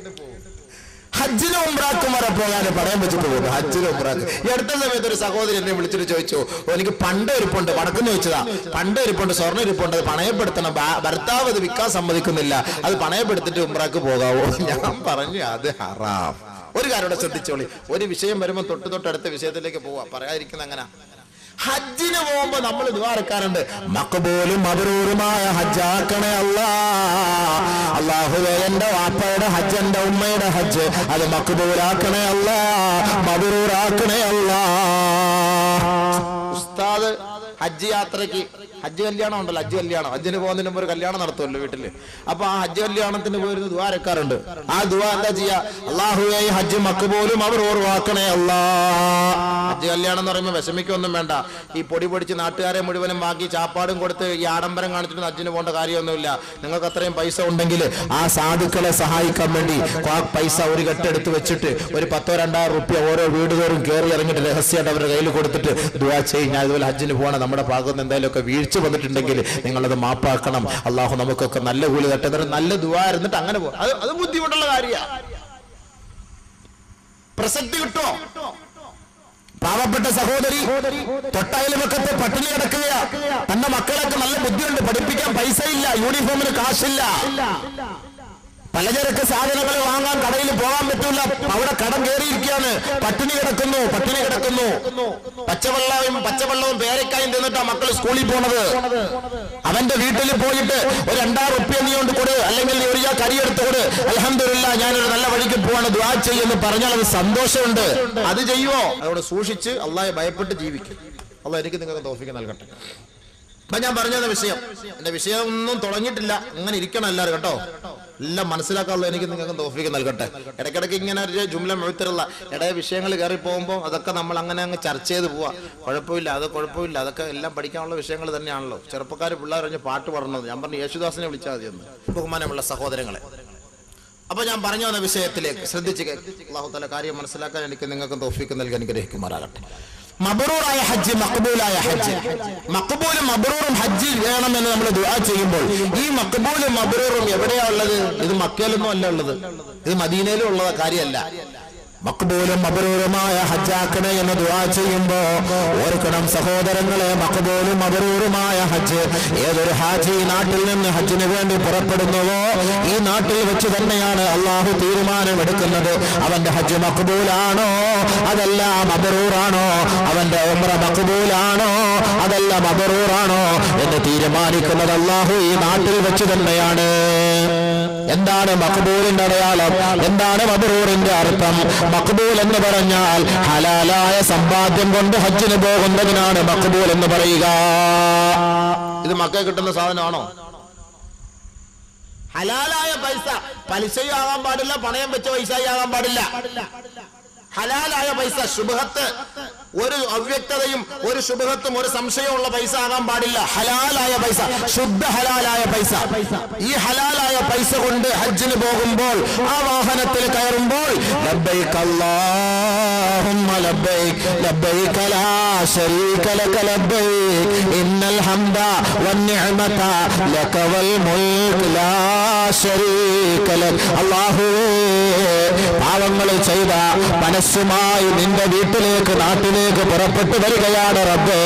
അല്ലാഹുവേ, അതിനുവേണ്ടി വാഹനത്തിൽ കാലെടുത്ത് വെച്ച ഈ പാവപ്പെട്ട ഭാവി റബ്ബേ, എന്റെ വിളിക്ക് നീ ഉത്തരം നൽകണേ അല്ലാ എന്ന് ഏതൊരു ഹാജി ഈ നാട്ടിൽ വെച്ച് വാഹനത്തിൽ കയറുമ്പോ തൽബിയത്ത് ചൊല്ലുമ്പോ അവന്റെ ഹജ്ജ് കബൂലായി എന്നതിന്റെ തെളിവ് ആകാശത്ത് നിന്ന് വിളിച്ചു പറയുമത്രേ, ലബ്ബൈക സഅദൈക ഹജ്ജുക മബ്റൂറുൻ വ മഖ്ബൂൽ. നിന്നെ അല്ലാഹു സ്വീകരിച്ചിരിക്കുന്നു, നിന്റെ ഹജ്ജ് സ്വീകരിക്കപ്പെട്ടിരിക്കുന്നു. കാരണം നിന്റെ സമ്പത്ത് ഹലാൽ, നിന്റെ വരവ് ഹലാൽ. അതുകൊണ്ട് അല്ലാഹു നിന്റെ ഹജ്ജ് സ്വീകരിച്ചിരിക്കുന്നു എന്ന് വാനലോകത്തു നിന്ന് മാലാഖമാര് വിളിച്ചു പറയുമത്രേ.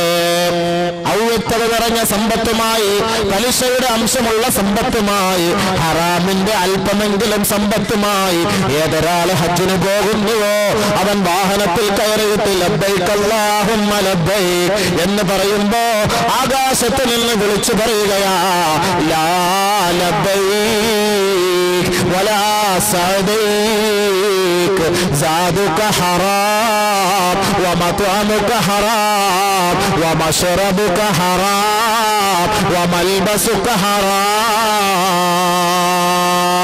നിനക്ക് അല്ലാഹുവിന്റെ അടുക്കൽ സ്വീകാര്യതയില്ല, നിന്റെ വാക്ക് അല്ലാഹു സ്വീകരിക്കുകയില്ല, നിന്റെ യാത്രയെ അല്ലാഹു അംഗീകരിക്കുകയില്ല. കാരണം നിന്റെ സമ്പത്ത് ഹറാം, നിന്റെ വസ്ത്രം ഹറാം, നിന്റെ സമ്പാദ്യം ഹറാം. ഹജ്ജുക മർദൂദ്, നിന്റെ ഹജ്ജ് നിനക്ക് തിരിച്ചു തള്ളപ്പെട്ടിരിക്കുകയാണ്, അത് അല്ലാഹു സ്വീകരിക്കുകയില്ല. നീ ഇങ്ങോട്ട് വെറുതെ വന്നിട്ട് പോകാമെന്നല്ലാതെ മറ്റു വഴിയൊന്നുമില്ല. ആകാശത്തെ വിളിച്ചു പറയും, മഖ്ബൂലല്ലാത്ത ഹജ്ജ് അല്ലാഹു കാത്തിരക്ഷിക്കട്ടെ. സമ്പത്ത് സൂക്ഷിച്ചിട്ട് ഹലാലായ സമ്പത്ത് കൊണ്ട് പോകണം. മബ്റൂറായ ഹജ്ജ് എന്ന് പറഞ്ഞാൽ ഹജ്ജ് ചെയ്തിട്ട് മടങ്ങി വന്ന സഹോദര നാട്ടിൽ വന്ന് 40 ദിവസം താടിയും വെച്ചുകൊണ്ട് നടക്കും, തൊപ്പിയും വെച്ചുകൊണ്ട് നടക്കും. 40ാമത്തെ ദിവസം കഴിയുമ്പോ പെരുക്കെ തൊപ്പി എടുത്ത് മാറ്റിയിട്ട് ലേസ് കെട്ടും. പിന്നെയും 10 ദിവസം കഴിയുമ്പോ ലേസ് എടുത്ത് മാറ്റിയിട്ട് ക്യാപ്പ് വെക്കും. പിന്നെ ഒരു 20 ദിവസം കഴിയുമ്പോ ആ ക്യാപ്പും എടുത്ത് മാറ്റും. നീളം കൂടിയ താടി വെട്ടിക്കുറയ്ക്കും. പിന്നെ ഡ്രില്ല് ചെയ്യും. പിന്നെ ആ ഡ്രിമ്മിന്റെ എണ്ണം കുറയ്ക്കും. അവസാനം ഒരു 6 മാസം കഴിയുമ്പോ വടിച്ചു കളയും. കോയാക്കുട്ടി ഹാജിയാരെ, നിങ്ങളിപ്പോ വെറും ഒരു കോയമായി മാറിയല്ലോ. എല്ലാം വടിച്ച് ക്ലീൻ ചെയ്ത് ഹാജിയാരാ, ഹാജി ഹാജി വലിയ ഹാജി. അതിന്റെ അർത്ഥം എന്താ? അതിന്റെ അർത്ഥം എന്താ? കബൂലല്ലാന്ന് അർത്ഥം, കബൂലായിട്ടില്ലാന്ന് അർത്ഥം. ഹജ്ജ് ചെയ്ത ഒരു സഹോദരൻ മടങ്ങി വന്ന് മരിക്കുന്നത് വരെ അല്ലാഹയെ ഭയന്ന് ജീവിക്കുന്നവനായി മാറിയാൽ, ഇസ്ലാമിന്റെ ശിയാറുകളോടുകൂടി അവൻ ജീവിച്ചാൽ അവന്റെ ഹജ്ജാണ് മബ്റൂറായ ഹജ്ജെന്ന് ഇബ്നു അബ്ബാസ് റളിയല്ലാഹു അൻഹു വ്യക്തമാക്കി മഖ്ബൂലും മബ്റൂറും എന്താണെന്ന് മനസ്സിലാക്കി തരുന്നു. ഇതാണ് മഖ്ബൂലും മബ്റൂറും. ഇത് മക്കയിലും മദീനയിലും അവിടുത്തെ സൂക്കിലും അവിടുത്തെ ഇവിടെ കിട്ടുന്ന കാര്യമല്ല. നമ്മൾ വിചാരിക്കും മഖ്ബൂല് സഫാടെ മോളിലും മബ്റൂർ മർവാടെ മോളിലും കിട്ടുന്ന സാധനമാണ്. അത് ഇനി മേടിച്ചുകൊണ്ട് വേണം ഇവിടെ വരാൻ. അത് 2 രൂപത്തിൽ അല്ലാഹു ആക്കി തന്നിരിക്കുക. ഒന്ന് ഈത്തപ്പഴത്തിന്റെ രൂപത്തിലും ഒന്ന് സംസം വെള്ളത്തിന്റെ രൂപത്തിലും. അപ്പൊ ഈ സംസം വെള്ളം ഈത്തപ്പഴം ഒരാൾക്ക് കൊണ്ട് കൊടുക്കുമ്പോ ഓന്റെ ഹജ്ജും മഖ്ബൂലും മബ്റൂറുമായി. ഇവിടെ വന്നിട്ട് ചീത്ത വിളിക്കുക, ഇവിടെ വന്നിട്ട് ആക്ഷേപം പറയുക, ഇവിടെ വന്നിട്ട് പരിഹസിക്കുക, ഇവിടെ വന്നിട്ട് മറ്റൊരാളുടെ മുഖത്തേക്ക് കാർക്കിച്ചു തുപ്പുക, അവനെ വെറുപ്പോടെ കാണുക, അവനോട് നല്ല നിലയിൽ പെരുമാറാതിരിക്കുക. ഇങ്ങനെയുള്ള ഒരു വ്യക്തി ഹാജിയാവുകയില്ല. കേവലം അവൻ നാമധാരിയായ ഹാജി മാത്രമാ. അല്ലാഹുവിന്റെ റസൂൽ പഠിപ്പിക്കുകയാ, 3 പേരാണ് ഹജ്ജിന് വേണ്ടി വിളിക്കുന്നത്. 3 പേരാണ്. ഒന്ന് മഹാനായ ഇബ്രാഹിം നബി അലൈഹിസ്സലാം, 2 മലക്കുൽ മൗത്ത്, 3 പിശാചുൽ ലഈൻ. 3 പേരാ ഹജ്ജിന് ഉംറയ്ക്ക് വേണ്ടി വിളിക്കുന്നത്. 3 പേര്. ഒന്ന്, ബഹുമാനപ്പെട്ട ഇബ്രാഹിം നബി അലൈഹിസ്സലാത്തു വസ്സലാം. ഇബ്രാഹിം നബി അലൈഹിസ്സലാത്തു വസ്സലാം ആരെ ഹജ്ജിന് വേണ്ടി വിളിക്കുന്നുവോ അവർ പോയി ഹജ്ജ് ചെയ്തിട്ട് അല്ലാഹയെ പേടിച്ച് ഹലാലായ സമ്പാദ്യം കൊണ്ടുപോയി ഹജ്ജ് ചെയ്തിട്ട് അവർ മടങ്ങി വന്നിട്ട് മരിക്കുന്നത് വരെ അല്ലാഹയെ പേടിച്ച് ജീവിക്കുന്ന ഒരു ഹാജി ഉണ്ടെങ്കിൽ ഓർത്തുകൊള്ളണം, ഈ ഹാജിയെ വിളിച്ചത് മഹാനായ ഇബ്രാഹിം നബി അലൈഹിസ്സലാമാണ്. അദ്ദേഹത്തിന്റെ ഹജ്ജ് കബൂലായി എന്നതാണ് അതിന്റെ തെളിവ്. രണ്ടാമതൊരു കൂട്ടർ ഹജ്ജിന് വേണ്ടി പോകും. ഹജ്ജിന് വേണ്ടി ഹലാലായ സമ്പാദ്യവുമായി പോയിട്ട് ആ പരിശുദ്ധമായ മക്കയിലോ മദീനയിലോ അല്ലെങ്കിൽ ഹജ്ജിന്റെ യാത്രയിലോ എവിടെയെങ്കിലും വെച്ച് മരണം സംഭവിക്കും. അങ്ങോട്ട് പോയിട്ട് അവിടെ അടക്കം ചെയ്യപ്പെടുന്ന ഒരവസ്ഥയിലാണെങ്കിൽ ഓർത്തുകൊള്ളണം, ഈ വ്യക്തിയെ വിളിച്ചത് മലക്കുൽ മൗത്താണ്. അവിടെ പോയിട്ട് മരിച്ചാൽ ആരെ വിളിച്ച? മലക്കുൽ മൗത്ത് അസ്രായിൽ വിളിച്ചു. അവിടെ പോയി റൂഹ് പോയി. മൂന്നാമതൊരു കൂട്ടരെ വിളിക്കും ശൈത്താൻ, പിശാച് വിളിക്കും.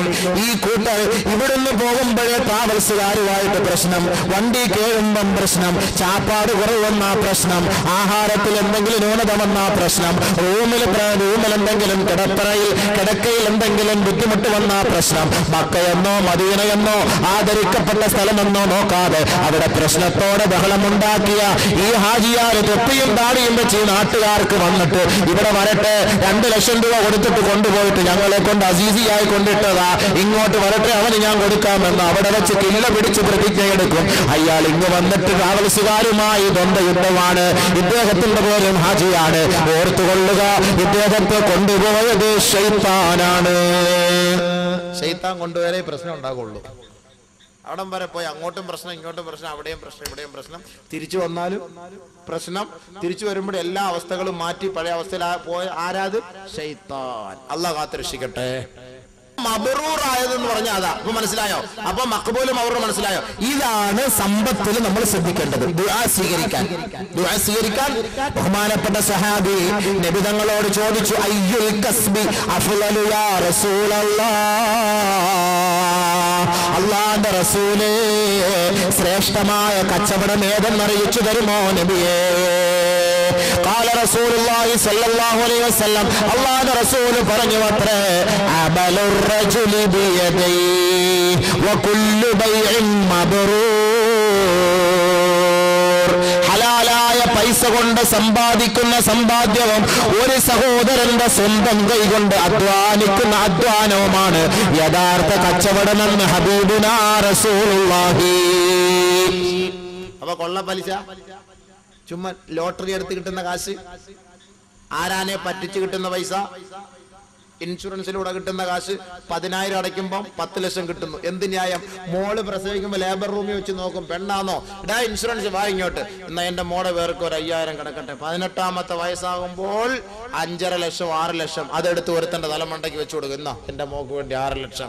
ഈ ഹറാമ് തിന്നതിന് ഇവന് കൂലി, മേടിച്ചതിനും കൂലി, ഈ കൊടുക്കുന്ന പാവം പിടിച്ച ഇവൻ വന്ന് ചെറുക്കം വന്ന് ഈ പെണ്ണിനെ കെട്ടിക്കൊണ്ട് പോകുന്നതിനും കൂലി, എല്ലാത്തിനും കൂലി. ഇടിയോടെ ഇടി, ഒരു സുഖവും കാണൂല ഇടിക്ക്.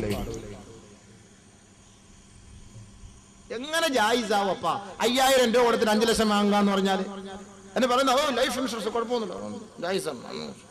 അതുകൊണ്ട് നമ്മൾ ചെയ്യുന്ന സമ്പാദ്യത്തിന് ഒരു ഹലാലായ ഒരു അതിന് ഇൻട്രസ്റ്റ് എന്ന് നാട്ടുകാരുടെ പേര് വെച്ചാലും അത് ഇവർ കച്ചവടം ചെയ്തിട്ട് അതിൻ്റെ ഒരു വിഹിതം നമുക്കറിയാം. വിഹിതം ഈ കച്ചവടം ഇത് എവിടാ ചെയ്യുന്നതെന്ന് അറിയാമോ? ഈ ഇൻഷുറൻസിന്റെ പൈസ കൊണ്ടുപോയി അങ്ങോട്ട് പറയുന്നില്ല, പോട്ടെ. ഇന്നലെ ആൾക്കാർ പറഞ്ഞ് റമദാന്റെ ഒന്നും പറഞ്ഞില്ല, റമദാന ഇതൊക്കെ പിന്നല്ല വേറെന്ത്, ചുമ്മാ പോയി നോമ്പ് കുടിച്ചിട്ട് കഞ്ഞിയും കുടിച്ചിട്ട് ഏമ്പക്കം വിട്ടിട്ട് വന്ന നോമ്പ് ശരിയാവോ? ഈ റമദാൻ പറഞ്ഞാൽ എന്താ സംഭവം? എല്ലാരും ഇരിക്കുന്നത് റമദാൻ ചുമ്മാ ലൈലത്തുൽ ഖദറിനെ കുറിച്ച് റമദാന്റെ നോമ്പ് ശരിയാവാനാണ് ഞാൻ ഇതൊക്കെ പറയുന്നത്. അള്ളാഹ് മനസ്സിലാക്കാൻ തൗഫീഖ് തരട്ടെ. പാവ ഉമ്മത്തിന് മനസ്സിലാവുന്നില്ല. അള്ളാഹ് എനിക്ക് നിങ്ങൾക്ക് മനസ്സിലാക്കാൻ തൗഫീഖ് നൽകട്ടെ. അമൽ ചെയ്യാനുള്ള വിഷയമായി പറയുന്നത്. ചുമ്മാ വാള് കേട്ടിട്ട് ചുമ്മാ കുറെ പാട്ടും പാട്ട് എഴുന്നേറ്റ് പോയ എന്താ 2 ദിവസം പ്രസംഗിച്ചത്? എന്ത് കിട്ടി എന്ന് ചോദിച്ചാൽ എന്താ അതിന്റെ അർത്ഥം? ഇന്നലെ പറഞ്ഞു കുടുംബ ബന്ധം ചേർക്കുന്നതിനെ കുറിച്ച് ആരെങ്കിലും ചേർത്ത ഒരാളെന്ന് കൈവൊക്കെ ഒരു ദ്വാരക്കട്ടെ. ആരെങ്കിലും ഒരാൾ ചേർത്ത ഒരാൾ കൈവ പേടിയാക്കണ്ട. എന്താ? ആരെങ്കിലും ഉള്ള സലാം പറഞ്ഞോ പോയി ആരോടെങ്കിലും സ്വർഗത്തിൽ പോകണം താല്പര്യം ഇല്ലായിരിക്കും അല്ലേ? ഇന്നലെ ഒരു സഹോദരൻ പറഞ്ഞു 50% എതിർത്ത് ഭിന്നിച്ചിരിക്കുകയാണെന്ന്. എങ്ങനെ സ്വർഗത്തിൽ പോകും? സലാം പറയണ്ടേ പോയി? ഒരു സലാമെങ്കിലും ചൊല്ലി നിങ്ങളുടെ കുടുംബ ബന്ധത്തെ നിലനിർത്തണമേ എന്ന് നബി തങ്ങൾ പറഞ്ഞെങ്കിൽ നിങ്ങൾ പൈസ ഒന്നും കൊടുത്തില്ല കുഴപ്പമില്ല, ഒരു സലാമെങ്കിലും പറ എന്ന് പറഞ്ഞിട്ട് ആരെങ്കിലും കേട്ടോ? അപ്പൊ കുടുംബം എന്താ ആരെയും മുറിച്ചിട്ടില്ല എന്നർത്ഥം ഇല്ലേ? കുടുംബം എന്താ മുറിക്കാത്തൊരു കൈയൊന്ന് പൊക്കെന്ന് പറഞ്ഞാൽ പൊക്കുവോ? എന്തിനാ ഉസ്താദ് ഈ പരീക്ഷണം ഞങ്ങളോട് നടത്തുന്നത്? നന്നാവാൻ വേണ്ടിട്ട്, രക്ഷപ്പെടാൻ വേണ്ടിട്ടല്ലേ ഈ ചോദിക്കുന്നത്, അല്ല മറ്റൊന്നുമല്ലല്ലോ. ഇങ്ങനെയൊക്കെ ഒന്ന് പറയുമ്പോൾ ചിലപ്പോൾ മാറ്റം ഉണ്ടാവും. വയസ്സായി മരിക്കാറായി, ഇനിയെങ്കിലും സംസാരിക്കാതെ മിണ്ടാതെ കഴിഞ്ഞുകൊണ്ട് എന്ത് ചെയ്യാൻ? ഇത് ഒരു ഹദീസ് ഞാൻ ഓർമ്മ വരുന്നത്. പക്ഷെ ചിലർക്കൊരു ഇൻഫീരിയോറിറ്റി കോംപ്ലക്സ്, അതായത് നമ്മൾ അങ്ങോട്ട് പോയി സലാം പറഞ്ഞാലേ അവന്റെ പ്രതികരണം എന്തായിരിക്കും, അങ്ങനെ ഒരു ചെറിയ ഒരു കോംപ്ലക്സ് ഉള്ളവരുണ്ടല്ലോ. ഞാൻ അങ്ങോട്ട് സലാം പറഞ്ഞ് ആഗ്രഹിച്ച്, പക്ഷെ അങ്ങോട്ട് പോയ അവന്റെ പ്രതികരണം എന്തായിരിക്കും? നമ്മൾ അങ്ങോട്ട് സലാം പറയാൻ പോകുമ്പോൾ അവന്റെ കയ്യിൽ വല്ല ഉണ്ടോന്നൊക്കെ നോക്കിയിട്ട് വേണം പോകാൻ. ചിലപ്പോ എന്തെങ്കിലും ഒരെണ്ണിട്ട് വീക്കിയാലോ. അംർ ഇബ്നു ശുഐബ് റളിയല്ലാഹു അൻഹു റിപ്പോർട്ട് ചെയ്യുന്ന ഹദീസ്, ജാഅ റജുലുൻ ഇല നബി സ്വല്ലല്ലാഹു അലൈഹി വസല്ലം, ഒരു സഹാബി നബി തങ്ങളുടെ സവിധത്തിൽ വന്നിട്ട് പറയുകയാണ്, യാ റസൂലല്ലാഹ്, അല്ലാഹുവിന്റെ റസൂലേ, ഇന്നലി ദബി അർഹാം,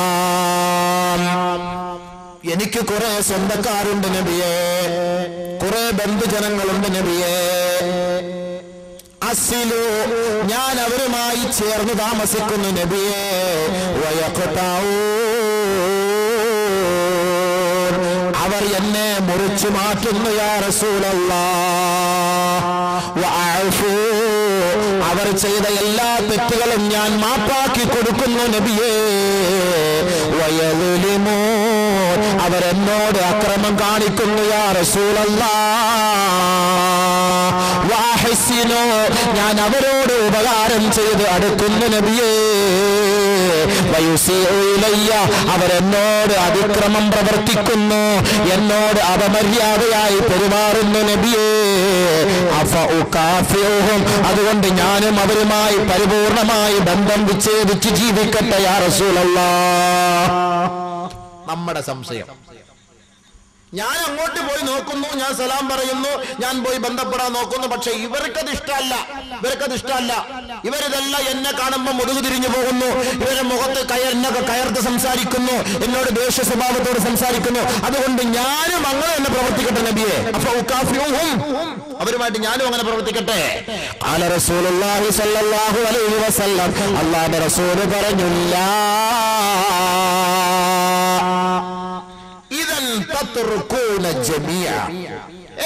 നീ അങ്ങനെ പ്രവർത്തിക്കരുത്, അവരങ്ങനെ ചെയ്തോട്ടെ, നീ അതങ്ങോട്ട് വിട്ടുകള, നീ അതൊട്ട് വലിയ കാര്യാക്കണ്ട. അവരോട് നല്ല നിലയിൽ പ്രവർത്തിക്കണം, അവരോട് ഔദാര്യത കാണിക്കണം, അവരോട് മാന്യത കാണിക്കണം. അങ്ങനെ നീ കാണിച്ചാൽ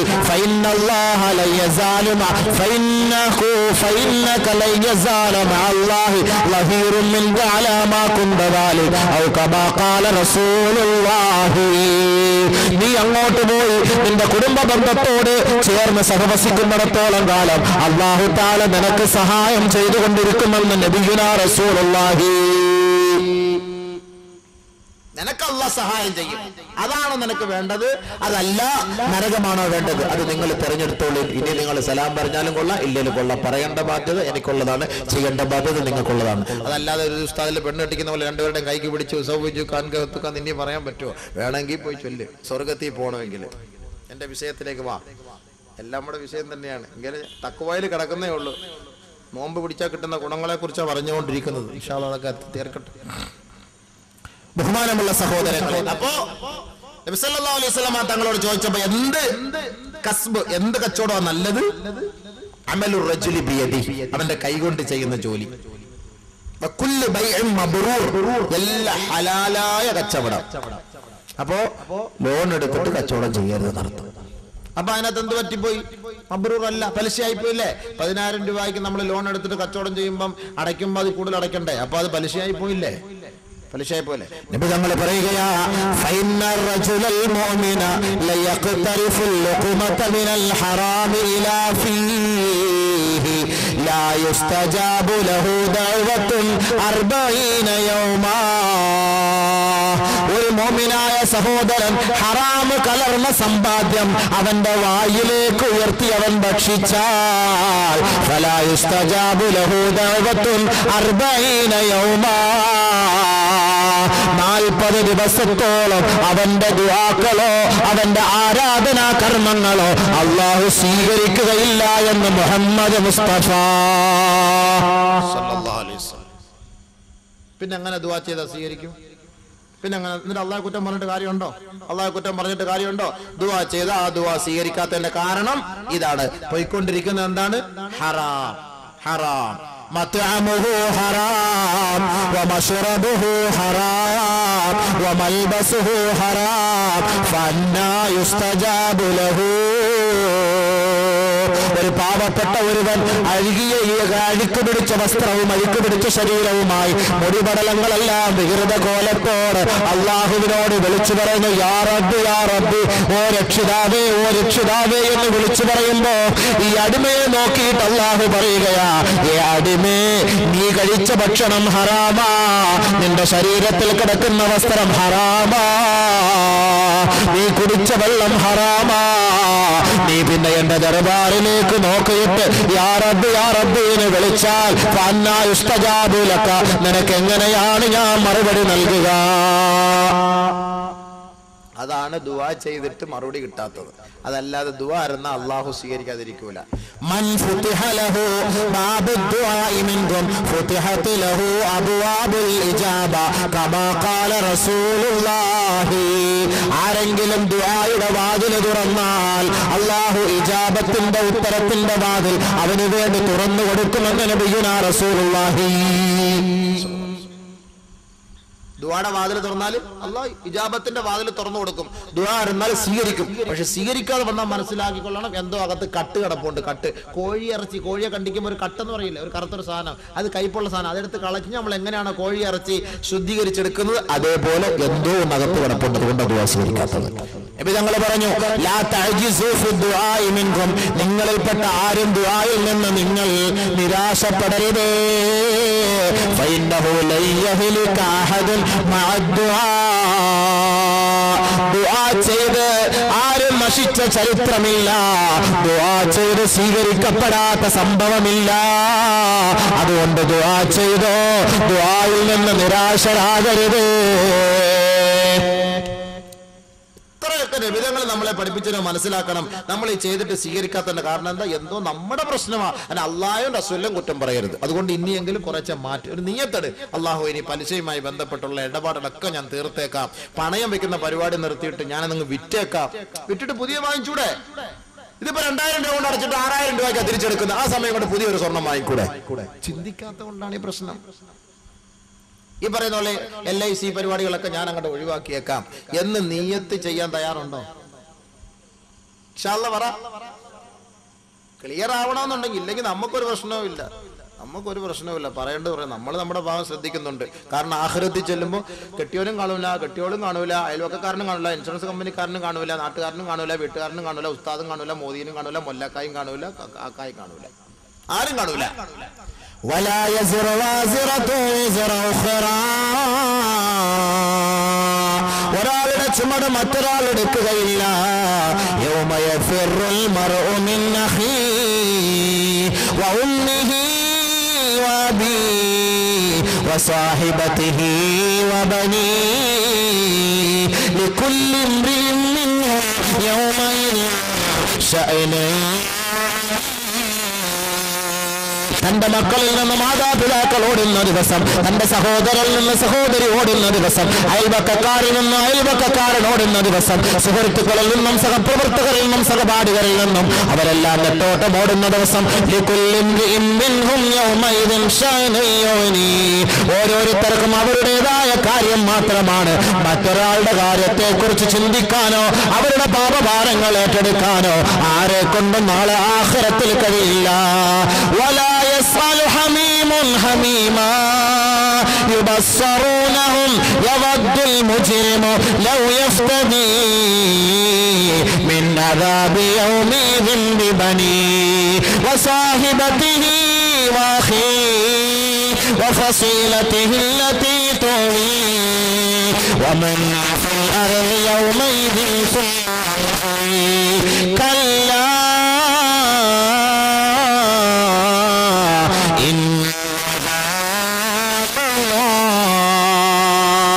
ദുനിയാവിൽ വെച്ച് എല്ലാ തെറ്റുകുറ്റങ്ങൾക്കും കൂട്ടുനിൽക്കുന്ന സഹോദരങ്ങൾ, കൂട്ടുനിന്നുകൊണ്ട് എല്ലാ മോശമായ പ്രവർത്തനത്തിനും സംഭവത്തിനും സാക്ഷ്യം വഹിച്ച സഹോദരങ്ങളെ നാളെ അല്ലാഹു ആഖിറത്തിൽ ഒരുമിച്ച് കൂട്ടും. ഈ ദുനിയാവിൽ വെള്ളമടിക്കാൻ പ്രേരിപ്പിച്ചവർ, സിനിമ കാണാൻ പ്രേരിപ്പിച്ചവർ, വ്യഭിചരിക്കാൻ പ്രേരിപ്പിച്ചവർ, പലിശ വാങ്ങാൻ പ്രേരിപ്പിച്ചവർ, ചീട്ട് കളിക്കാൻ പ്രേരിപ്പിച്ചവർ, പണയം വെക്കാൻ പ്രേരിപ്പിച്ചവർ, അതുമായി ബന്ധപ്പെട്ട സകലമാന വൃത്തിഹീനമായ നടപടികൾക്കും പ്രേരിപ്പിച്ചവർ, ഇവരെ എല്ലാവരെയും നാളെ ആഖിറത്തിൽ അല്ലാഹു ഒരുമിച്ച് കൂട്ടും. എന്നിട്ട് സ്വർഗത്തിൽ കടക്കാൻ കടമ്പാൽ അടുത്തു നിൽക്കുമ്പോ അല്ലാഹു തആല അവനോട് പറയും അത്രേ, ഇതാ നിന്റെ കൂട്ടുകാരൻ, ഇവനാണല്ലോ നിന്നെ വഴിതെറ്റിച്ചത്. ഇവനെ അല്ലാഹു കാണിച്ചു കൊടുക്കും. ഇതാ നിന്നെ വഴിതെറ്റിച്ചവൻ, നമസ്കരിക്കാൻ പള്ളിയിലേക്ക് പോകുമ്പോൾ അതിന് തടസ്സം നിന്നവൻ, മദ്യപിക്കരുത് മദ്യപിക്കരുത് എന്ന് പറഞ്ഞപ്പോൾ അല്പം സ്കോച്ച് നിലക്കും വാങ്ങിത്തന്ന് നിന്നെയും മദ്യപിക്കുന്നതിന് കൂട്ടിയിണക്കിയവൻ, പലിശ വാങ്ങരുത് വാങ്ങരുത് എന്ന് പറഞ്ഞപ്പോൾ അത്യാവശ്യത്തിന് പലിശ വാങ്ങുന്നത് കൊണ്ട് കുഴപ്പമില്ല എന്ന് പറഞ്ഞവൻ, ബാങ്കിൽ ലക്ഷക്കണക്കിന് പൈസ നിക്ഷേപിക്കുമ്പോ അവിടുന്ന് കിട്ടുന്ന പലിശ നിങ്ങൾ എഴുതി തള്ളനെ വാങ്ങരുത് എന്ന് പറയുമ്പോ അത് ഇൻട്രസ്റ്റ് അല്ല, അത് കച്ചവടം ചെയ്ത ലാഭവിഹിതമാണെന്ന് പറഞ്ഞ് ന്യായം പറഞ്ഞുകൊണ്ട് ഹറാമ് സമ്പാദിക്കാൻ കൂട്ടുനിന്ന കൂട്ടുകാരനാണിവൻ. യുബസ്സറൂനഹും, അല്ലാഹു ഇവനെ കാണിച്ചു കൊടുക്കുമ്പോൾ വലാ യസ്അലു ഹമീമുൻ ഹമീമാ, ഒരു കൂട്ടുകാരനെ എനിക്ക് കാണണ്ട റബ്ബേ, എനിക്ക് കാണണ്ട റബ്ബേ, എനിക്കിവരെ കാണണ്ട റബ്ബേ എന്ന നാളെ റബ്ബിന്റെ കോടതിയുടെ മുന്നിൽ ശടിച്ചു പറയും അത്രേ. ശേഷം ഇവൻ അവിടെ ആവലാതിപ്പെട്ട് വേവലാതിപ്പെട്ട് രക്ഷപ്പെടുന്നതിന് വേണ്ടി റബ്ബിനോട് പറയും, യബദ്ദുൽ മുജ്രിമു ലൗ യഫ്തദി മിൻ അദാബി യൗമിദിൻ ബിബനി, അല്ലാഹുവേ എന്റെ പൊന്നു മോനെ നിനക്ക് വേണമെങ്കിൽ ഞാൻ പണയം തരാം, നിനക്ക് വേണമെങ്കിൽ ബലി നൽകാം, എന്നെ ഈ നരക ശിക്ഷയിൽ നിന്ന് രക്ഷപ്പെടുത്തണേ അല്ലാഹ്. യവദ്ദുൽ മുജ്രിമു, ഓരോ പാവിയും അക്രമിയും അവൻ ആഗ്രഹിക്കും, ലൗ യഫ്തദി മിൻ അദാബി യൗമിദിൻ ബിബനി, തന്റെ വാത്സല്യ മിത്രങ്ങളെ പുത്രങ്ങളെ അല്ലാഹുവേ നിനക്ക് നൽകിക്കൊണ്ട് ഈ നരക കുണ്ടാരത്തിൽ നിന്ന് രക്ഷപ്പെടുന്നതിന് വേണ്ടി നിനക്ക് വേണ്ടി എന്ത് സമർപ്പണവും ചെയ്യാമെന്ന് കുറ്റവാളികൾ ആഗ്രഹിക്കുമത്രേ. വസാഹിബതിഹി, തന്റെ ഭാര്യയെ വേണമെങ്കിൽ തരാം, വഫസീലതിഹി ലതി തൂവി, തനിക്ക് അഭയം നൽകിയ മാതാവിനെ വേണമെങ്കിൽ തരാം, തനിക്ക് അഭയം നൽകിയ പിതാവിനെ വേണമെങ്കിൽ തരാം. വമൻ ഫിൽ അർളി യൗമഇദിൻ സുമ്മ യൻജി, അല്ലാഹ് അല്ലാഹ് ഈ ദുനിയാവിൽ താമസിച്ച മാനവരാശികളെ മുഴുവനും നിന്റെ മുന്നിൽ ഞാൻ സമർപ്പിക്കാം. സുമ്മ യുൻജി, ഈ നരക കൊണ്ടാരത്തിൽ നിന്ന് എന്നെ ഒന്ന് രക്ഷപ്പെടുത്തുമോ നാഥാ, എന്നെ ഒന്ന് സംരക്ഷിക്കുമോ നാഥാ, എനിക്കൊരു അഭയം നൽകുമോ നാഥാ എന്ന് നാളെ അല്ലാഹുവിന്റെ കോടതിയുടെ മുന്നിൽ നിലവിളി വിളിച്ചുകൊണ്ട് ഇവൻ ആക്ഷേപിച്ച് ഇവൻ ആവലാതിപ്പെട്ട് റബ്ബിന്റെ മുന്നിൽ പറയുമ്പോ അല്ലാഹുവിന്റെ മറുപടി കല്ലാ.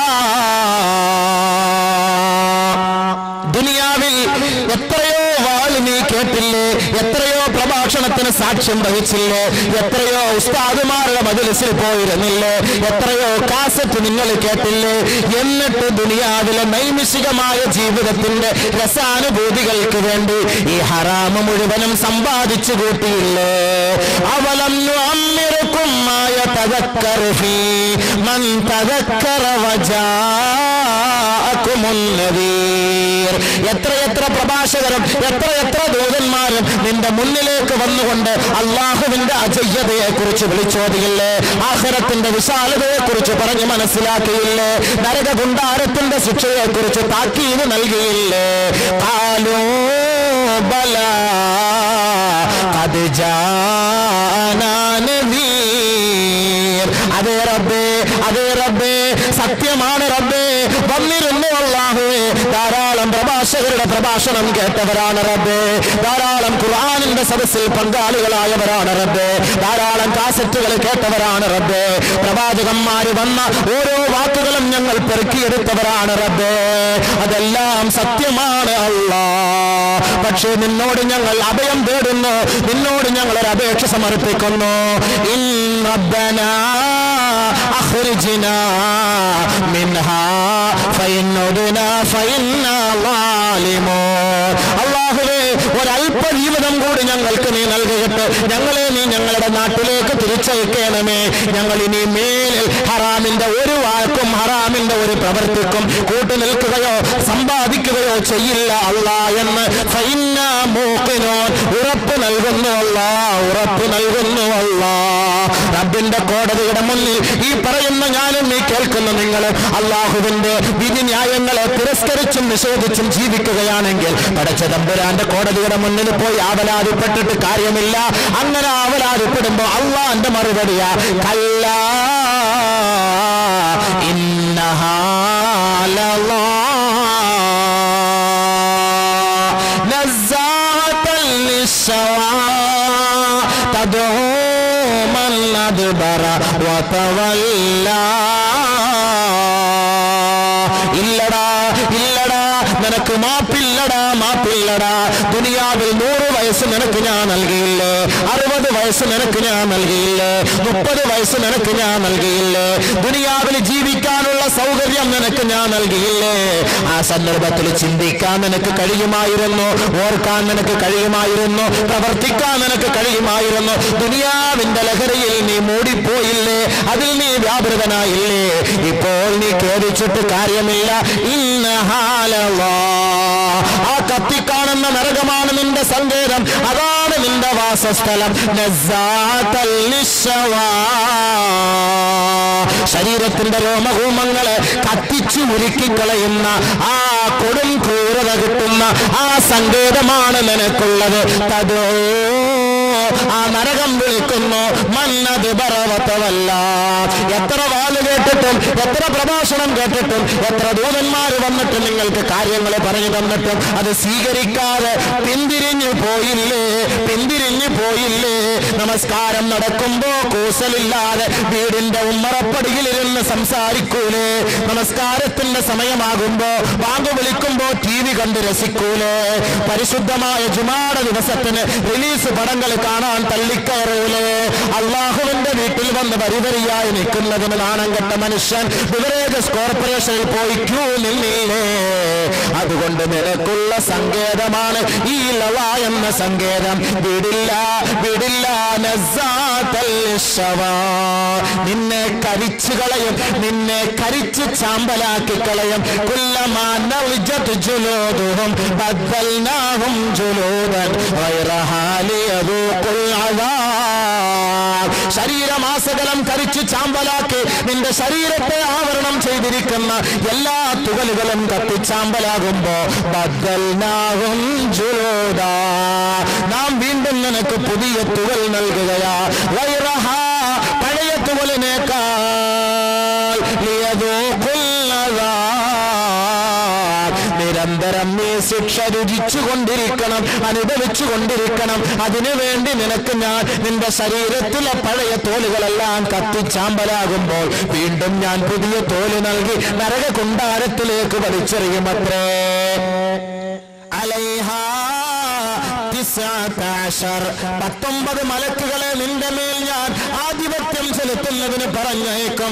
ലാ യഅസൂനല്ലാഹ മാ അമറഹും വയഫ്അലൂന മാ യുഅമറൂൻ.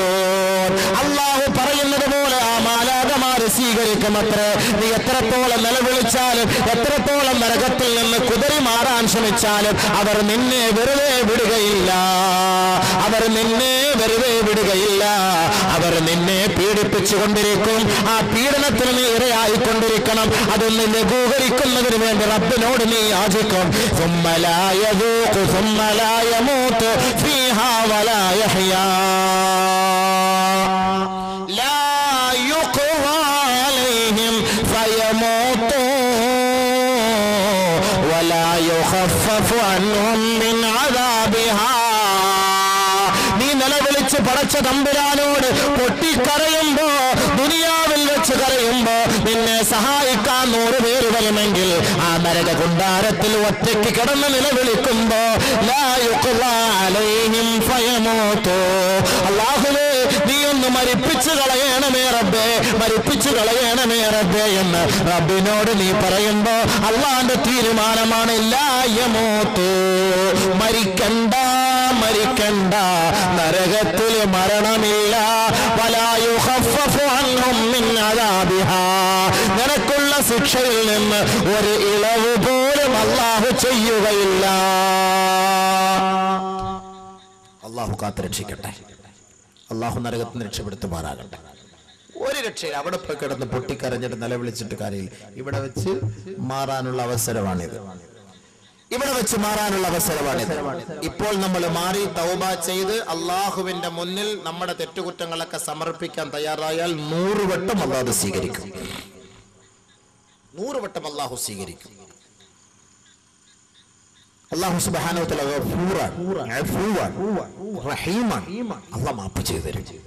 നമ്മൾ തൗബ ചെയ്ത് മടങ്ങും. പഠിച്ചവന്റെ വിവരമില്ലായ്മയുടെ പേരിൽ ഞാൻ ലോൺ എടുത്തു, വിവരമില്ലായ്മയുടെ പേരിൽ സിസിക്ക് വണ്ടി എടുത്തു, വിവരമില്ലായ്മയുടെ പേരിൽ ഞാൻ ഹറാമായ വഴികളുമായി ബന്ധപ്പെട്ടു. യാ അല്ലാഹ്, ഞാൻ പ്രതിജ്ഞ എടുക്കുന്നു, ഇനി മേലില്ല റബ്ബേ, ഇനി മേലില്ല അല്ലാഹ്. ഇന്ന് നമ്മൾ പ്രതിജ്ഞ എടുത്താൽ ഈ പരിശുദ്ധമായ ശഅബാനിന്റെ ഈ രാവിൽ റമളാനിനെ വരവേൽക്കുന്നതിന് മുന്നോടിയായി നമ്മുടെ ഈ മാലിന്യങ്ങളെല്ലാം കഴുകിക്കളയാൻ നമ്മൾ തയ്യാറാകാൻ നമ്മൾ നിയ്യത്തെടുത്താൽ റബ്ബ് നമ്മുടെ ഭാവി ജീവിതം ഖൈറിലേക്കും ഹലാലിലേക്കും കൊണ്ടെത്തിക്കും. അല്ലെങ്കിൽ നരകത്തിൽ പോയി അള്ളാന്റെ മുന്നിൽ പോയി ഓശാനിച്ച് നിൽക്കേണ്ടി വരും. അതുകൊണ്ട് എല്ലാവരും തൗബ ചെയ്തോളാം. ഇൻഷാ അല്ലാഹ് തൗബ ചെയ്യൂലേ? ഇതിൽ നമുക്ക് മാറണം, കുറേശ്ശെ കുറച്ച്. ഉള്ള വരുമാനം മതിയെന്ന്, ഉള്ളത് മതി. എന്തിനായി മാറിക്കും? ഇന്നലെ പറഞ്ഞു കേട്ടില്ല, ഇന്നലെ നമ്മളതൊക്കെ പറഞ്ഞായിരുന്നല്ലോ. അപ്പൊ അല്ലാഹയെ പേടിച്ചാൽ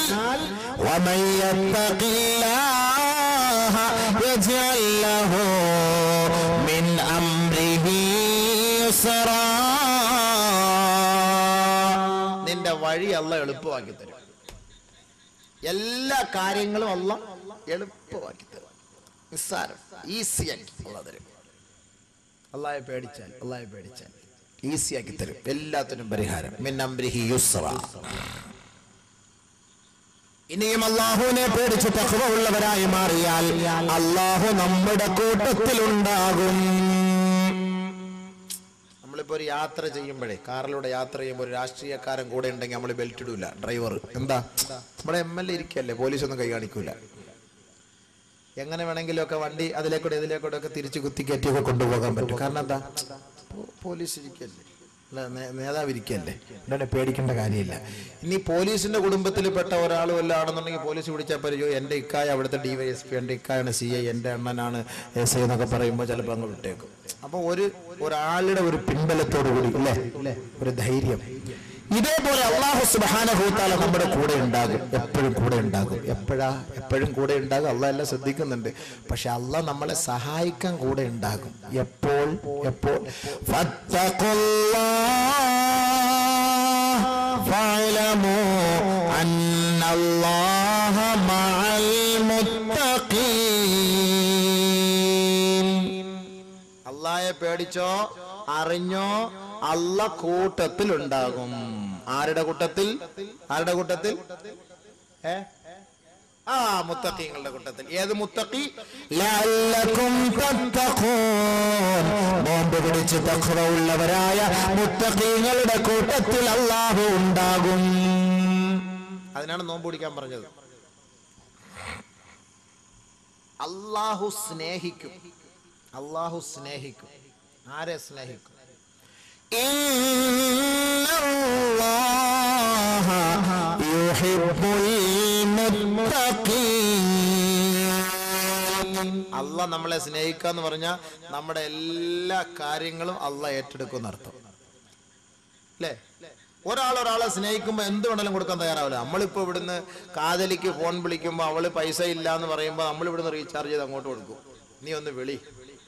അപ്പൊ നമ്മുടെ സ്നേഹം കിട്ടാൻ വേണ്ടി എന്ത് അവള് ചെയ്യും, അവളുടെ സ്നേഹം കിട്ടാൻ വേണ്ടി നമ്മൾ എന്ത് ചെയ്യും? ഈ സ്നേഹം കൂടുമ്പോഴാണല്ലോ 10-18 വർഷം വരെ താലോലിച്ച് വളർത്തിയ ഉപ്പായെയും ഉമ്മായെയും കളഞ്ഞിട്ട് കണ്ടവന്റെ പുറകെ പോണത്. സ്നേഹം കൂടിയിട്ടല്ലേ? അല്ലേ? ഉപ്പാക്കും ഉമ്മാക്കും നല്ല സാധനമുണ്ടോ? അപ്പൊ ഉപ്പായോ ഉമ്മായോ എത്ര നാൾ ഇവള് സ്നേഹിച്ചത്? കപട സ്നേഹം. കേവലം ഒരു 2 ആഴ്ച കൊണ്ട് ഒരു മിസ്കാളിലൂടെ വന്ന ഒരു ബന്ധത്തിന്റെ പേരിൽ അവൻ പറഞ്ഞു വർണ്ണിക്കാവില്ല, കാവല് വാ, ഇന്ന ജംഗ്ഷനിൽ വാ, ഞാൻ ഇന്ന ഡ്രസ് ഇട്ടിരിക്കും, ഇന്ന വണ്ടിയിലായിരിക്കും വരുന്നത്, നീ ഏത് ഡ്രസ്സാ? ആ ഡ്രസ്സ് എല്ലാം കേട്ട് 10-18 വയസ്സായ പെണ്ണ് 10-18 വർഷം വരെ ഉമ്മായും വാപ്പായും താഴെ വെക്കാതെ, നിലത്ത് വെക്കാതെ, മോളി വെക്കാതെ ലിഫ്റ്റിൽ കൊണ്ട് അങ്ങോട്ടും ഇങ്ങോട്ടും നടന്ന പെണ്ണ് അവസാനം ഒരു ചെറുക്കന്റെ പുഞ്ചിരി കണ്ടുകൊണ്ട് ഇറങ്ങി തിരിച്ചു പോയി ലിഫ്റ്റിക്കും പരട്ടിക്കൊണ്ട്. മഹബത്ത്. അവൻ കൊണ്ടുപോയി പഴഞ്ചാറ് പോലെ ജ്യൂസ് അടിച്ച് കളഞ്ഞിട്ട് ആ ചപ്പ് ചവറ് കളയുന്നത് പോലെ കളഞ്ഞ് ഏതെങ്കിലും റെയിൽവേ ട്രാക്കിൽ കിടക്കുമ്പോൾ അവിടുന്ന് വിളിച്ചു പറയും, ദാണ്ട് ഒരു കൊച്ചവിടെ കിടക്കുന്നത്. ഇവിടുന്ന് ഉപ്പ കാണാതെ അവിടെ പോലീസ് സ്റ്റേഷനിൽ പരാതി പോയി നോക്കുമ്പോൾ അമ്മയുടെ മോള് നഫീസ, അമ്മയുടെ മോള് അസീന, അമ്മയുടെ മോള് സുമയ്യ, അമ്മയുടെ മോള് ഷക്കീല എല്ലാം അവിടെ കാണും. അതല്ലേ സംഭവിക്കുന്നത്. ഈ ഒളിച്ചോണ്ട് പോയി അടിച്ചു മാറ്റിയിട്ട് ദാമ്പത്യ ജീവിതം, സ്വസ്ഥമായ ജീവിതം നയിച്ച എവനെങ്കിലും ഉണ്ടോ? ഈ വലാ മുസീബത്തിനോട് പറഞ്ഞാൽ കേൾക്കൂ? ഇവളുമാരോട് ആരാ പറയാ? എത്ര പ്രാവശ്യം പറഞ്ഞ ആര് കേൾക്കാന്? അനുഭവങ്ങൾ വന്നോണ്ടിരിക്കുക. എന്നിട്ട് കേൾക്കുവോ വലാകള്? അതാ മൂത്തുപോയി മഹബത്ത്, സ്നേഹം മൂത്തുപോയി. അതാ പ്രശ്നം. ഈ സ്നേഹം അള്ളാഹുവിനോട് റസൂലിനോട് ആയിരുന്നെങ്കിൽ എന്ത് റാഹത്തായി പോയനെ. അവരെയും കൊണ്ട് ഒളിച്ചോണം. അവരെ കിട്ടൂരല്ലോ ഒളിച്ചോടാന്.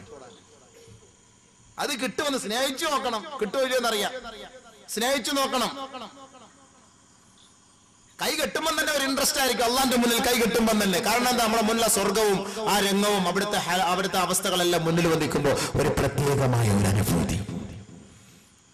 ഇതൊന്ന് കൈ കെട്ടുമ്പോൾ സിനിമാ നടന്മാരെ നമ്മുടെ മുന്നിൽ തെളിഞ്ഞു വരുന്നത്. കാരണം എന്താ? മഹബത്ത് അങ്ങോട്ട് പോയി ഇല്ലേ? ഇല്ലാന്ന് പറയാൻ പറ്റൂല. ഫാൻസ് അസോസിയേഷൻ എന്തിനാ? മമ്മൂട്ടി എങ്ങനെയാണോ നിക്കറിട്ടത് അതേപോലെ ഇവനും നിക്കറിടുന്നത്. മമ്മൂട്ടി എങ്ങനെയാണോ മുടി വളർത്തിയത് അതേപോലെ ഇവനും മുടി വളർത്തുന്നത്. മമ്മൂട്ടി എങ്ങനെയാണോ പാണ്ടിട്ടത് അതേപോലെ ഇവനും പാണ്ടിടുന്നത്. അപ്പൊ ആരെയാ സ്നേഹിക്കുന്നത്? അള്ളാഹയാണോ? അല്ല. പക്ഷെ മമ്മൂട്ടി അവൻ സ്നേഹിക്കുന്നവരെ മമ്മൂട്ടി ഇവന്റെ കൂടെ ഉണ്ടോ? ഇല്ല. ഉണ്ടോ? ബുദ്ധി ഇല്ലാത്തവന്മാർ ചിന്തിക്കുന്നില്ലല്ലോ പടച്ചവനെ. അസുഖം പിടിച്ച് ചിക്കൻ ബോക്സ് പിടിച്ച് കിടക്കുക മമ്മൂട്ടിയുടെ ഒരു ആരാധകൻ വരുവോ അവൻ കാണാൻ? അവന്റെ പെങ്ങടെ കല്യാണം, മമ്മൂട്ടിയെ ഫോൺ വിളിച്ച് ഇക്ക അത് പറഞ്ഞേക്കാം, നമ്മള് നിങ്ങളുടെ ആരാധകനേക്കാ, വരുവോ? അവിടെ ഒരു 100 രൂപ മണിയോടെങ്കിലും അയച്ചു തരുവോ? ഇവ അങ്ങേർക്ക് വേണ്ടി ഫ്ലെക്സ്, അത് ഇത് വറ്റ ഇറച്ച എല്ലാം വെച്ചു. ഇവന് മഹബത്ത് കൊടുക്കും. അയാള് തിരിഞ്ഞു പോലും നോക്കൂല. ആള് താമസമില്ല, പാവം. വെറുതെ അവന്റെ ആയസും പൈസയും മൊത്തം ഇതിന്റെ പേര് ഞാൻ കളയുക. വല്ലോ ഉണ്ടോ? പുണ്യമുണ്ടോ? മുസ്ലിയാക്കന്മാര് പറഞ്ഞാവട്ടും മുസ്ലിയാക്കന്മാർക്ക് വേണ്ടി ഇതേ ഉള്ളു ജോലി. മോനെ ഇതേ ഉള്ളു ജോലി എന്ന് പറഞ്ഞാൽ നിനക്ക് കൊണ്ട് ഫായിദ ഇല്ല. ഫായിദ ഉണ്ടെങ്കിൽ പ്രശ്നമില്ല. ഗുണമുണ്ടോ നിനക്ക്? മമ്മൂട്ടി ഒന്ന് കാണാൻ പറ്റുമോ? നിനക്ക് എന്തെങ്കിലും ഒരു ബുദ്ധിമുട്ട് പ്രയാസം വന്ന ആള് സഹായിക്കുവോ? എന്റെ വീട്ടിൽ വരുവോ? എന്റെ വാപ്പ സുഖം അടക്കം നിൽക്കാൻ ഒന്ന് വന്നെന്റെ ഇക്ക മാമ എന്റെ വാപ്പ എന്ന് കാണണമെന്ന് പറഞ്ഞാൽ വരുവോ? പിന്നെ എന്തിനാ സ്നേഹിക്കുന്നത്? ഒരാളെ സ്നേഹിച്ച അയാൾ നമ്മുടെ കൂടെ കാണണ്ടേ? ഒരാളോട് മഹബത്ത് വെച്ച് അയാൾ നമ്മുടെ കൂടെ കാണണം. ഒന്നുമില്ലെങ്കിൽ ഒരു പെണ്ണിനെ സ്നേഹിച്ച 3 ദിവസമെങ്കിലും കൂടെ കാണും. അത് കഴിഞ്ഞാൽ പിന്നെ എടുത്ത് പുറക്കളയും. തീർന്ന് അവരുടെ അവിടെ തീർന്നു. ഒറിജിനൽ സ്നേഹം കൊടുക്കേണ്ടവർക്ക് കൊടുക്കണം. ആ സ്നേഹമാണ് ഖിയാമത്ത് നാൾ വരെ ആഖിറത്തിൽ നിലനിൽക്കുന്ന സ്നേഹം. ഒറിജിനൽ സ്നേഹം. ആ സ്നേഹമാണ് വേണ്ടത്. നബിതങ്ങളെ സ്നേഹിക്കും, അള്ളാഹയെ സ്നേഹിക്കും. നമുക്ക് സ്നേഹിക്കാൻ അറിയാത്തത് കൊണ്ടാണ് അവരുടെ ആ സ്നേഹവും ആ ഒരു രസവും നമുക്ക് കിട്ടാതെ പോകുന്നത്. जहाँ रोज़े पाक खैरुल वरा है वो जन्नत नहीं है तो फिर और क्या है? कहाँ में कहाँ ये मदीने की गलियाँ वो किस्मत नहीं है तो फिर और क्या है?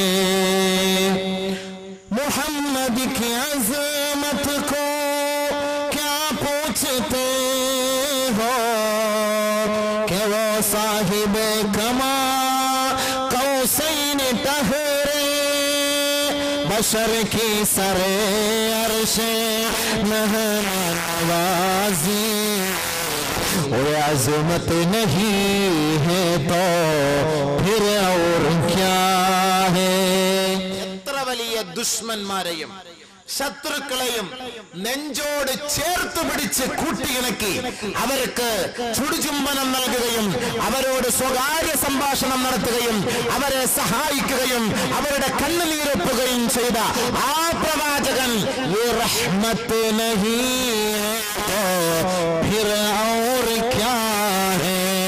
ഈ ഒരു കാരുണ്യമില്ല എങ്കിൽ പിന്നെ എന്താണ് ലോകം? ലോകത്തിന് വസന്തം.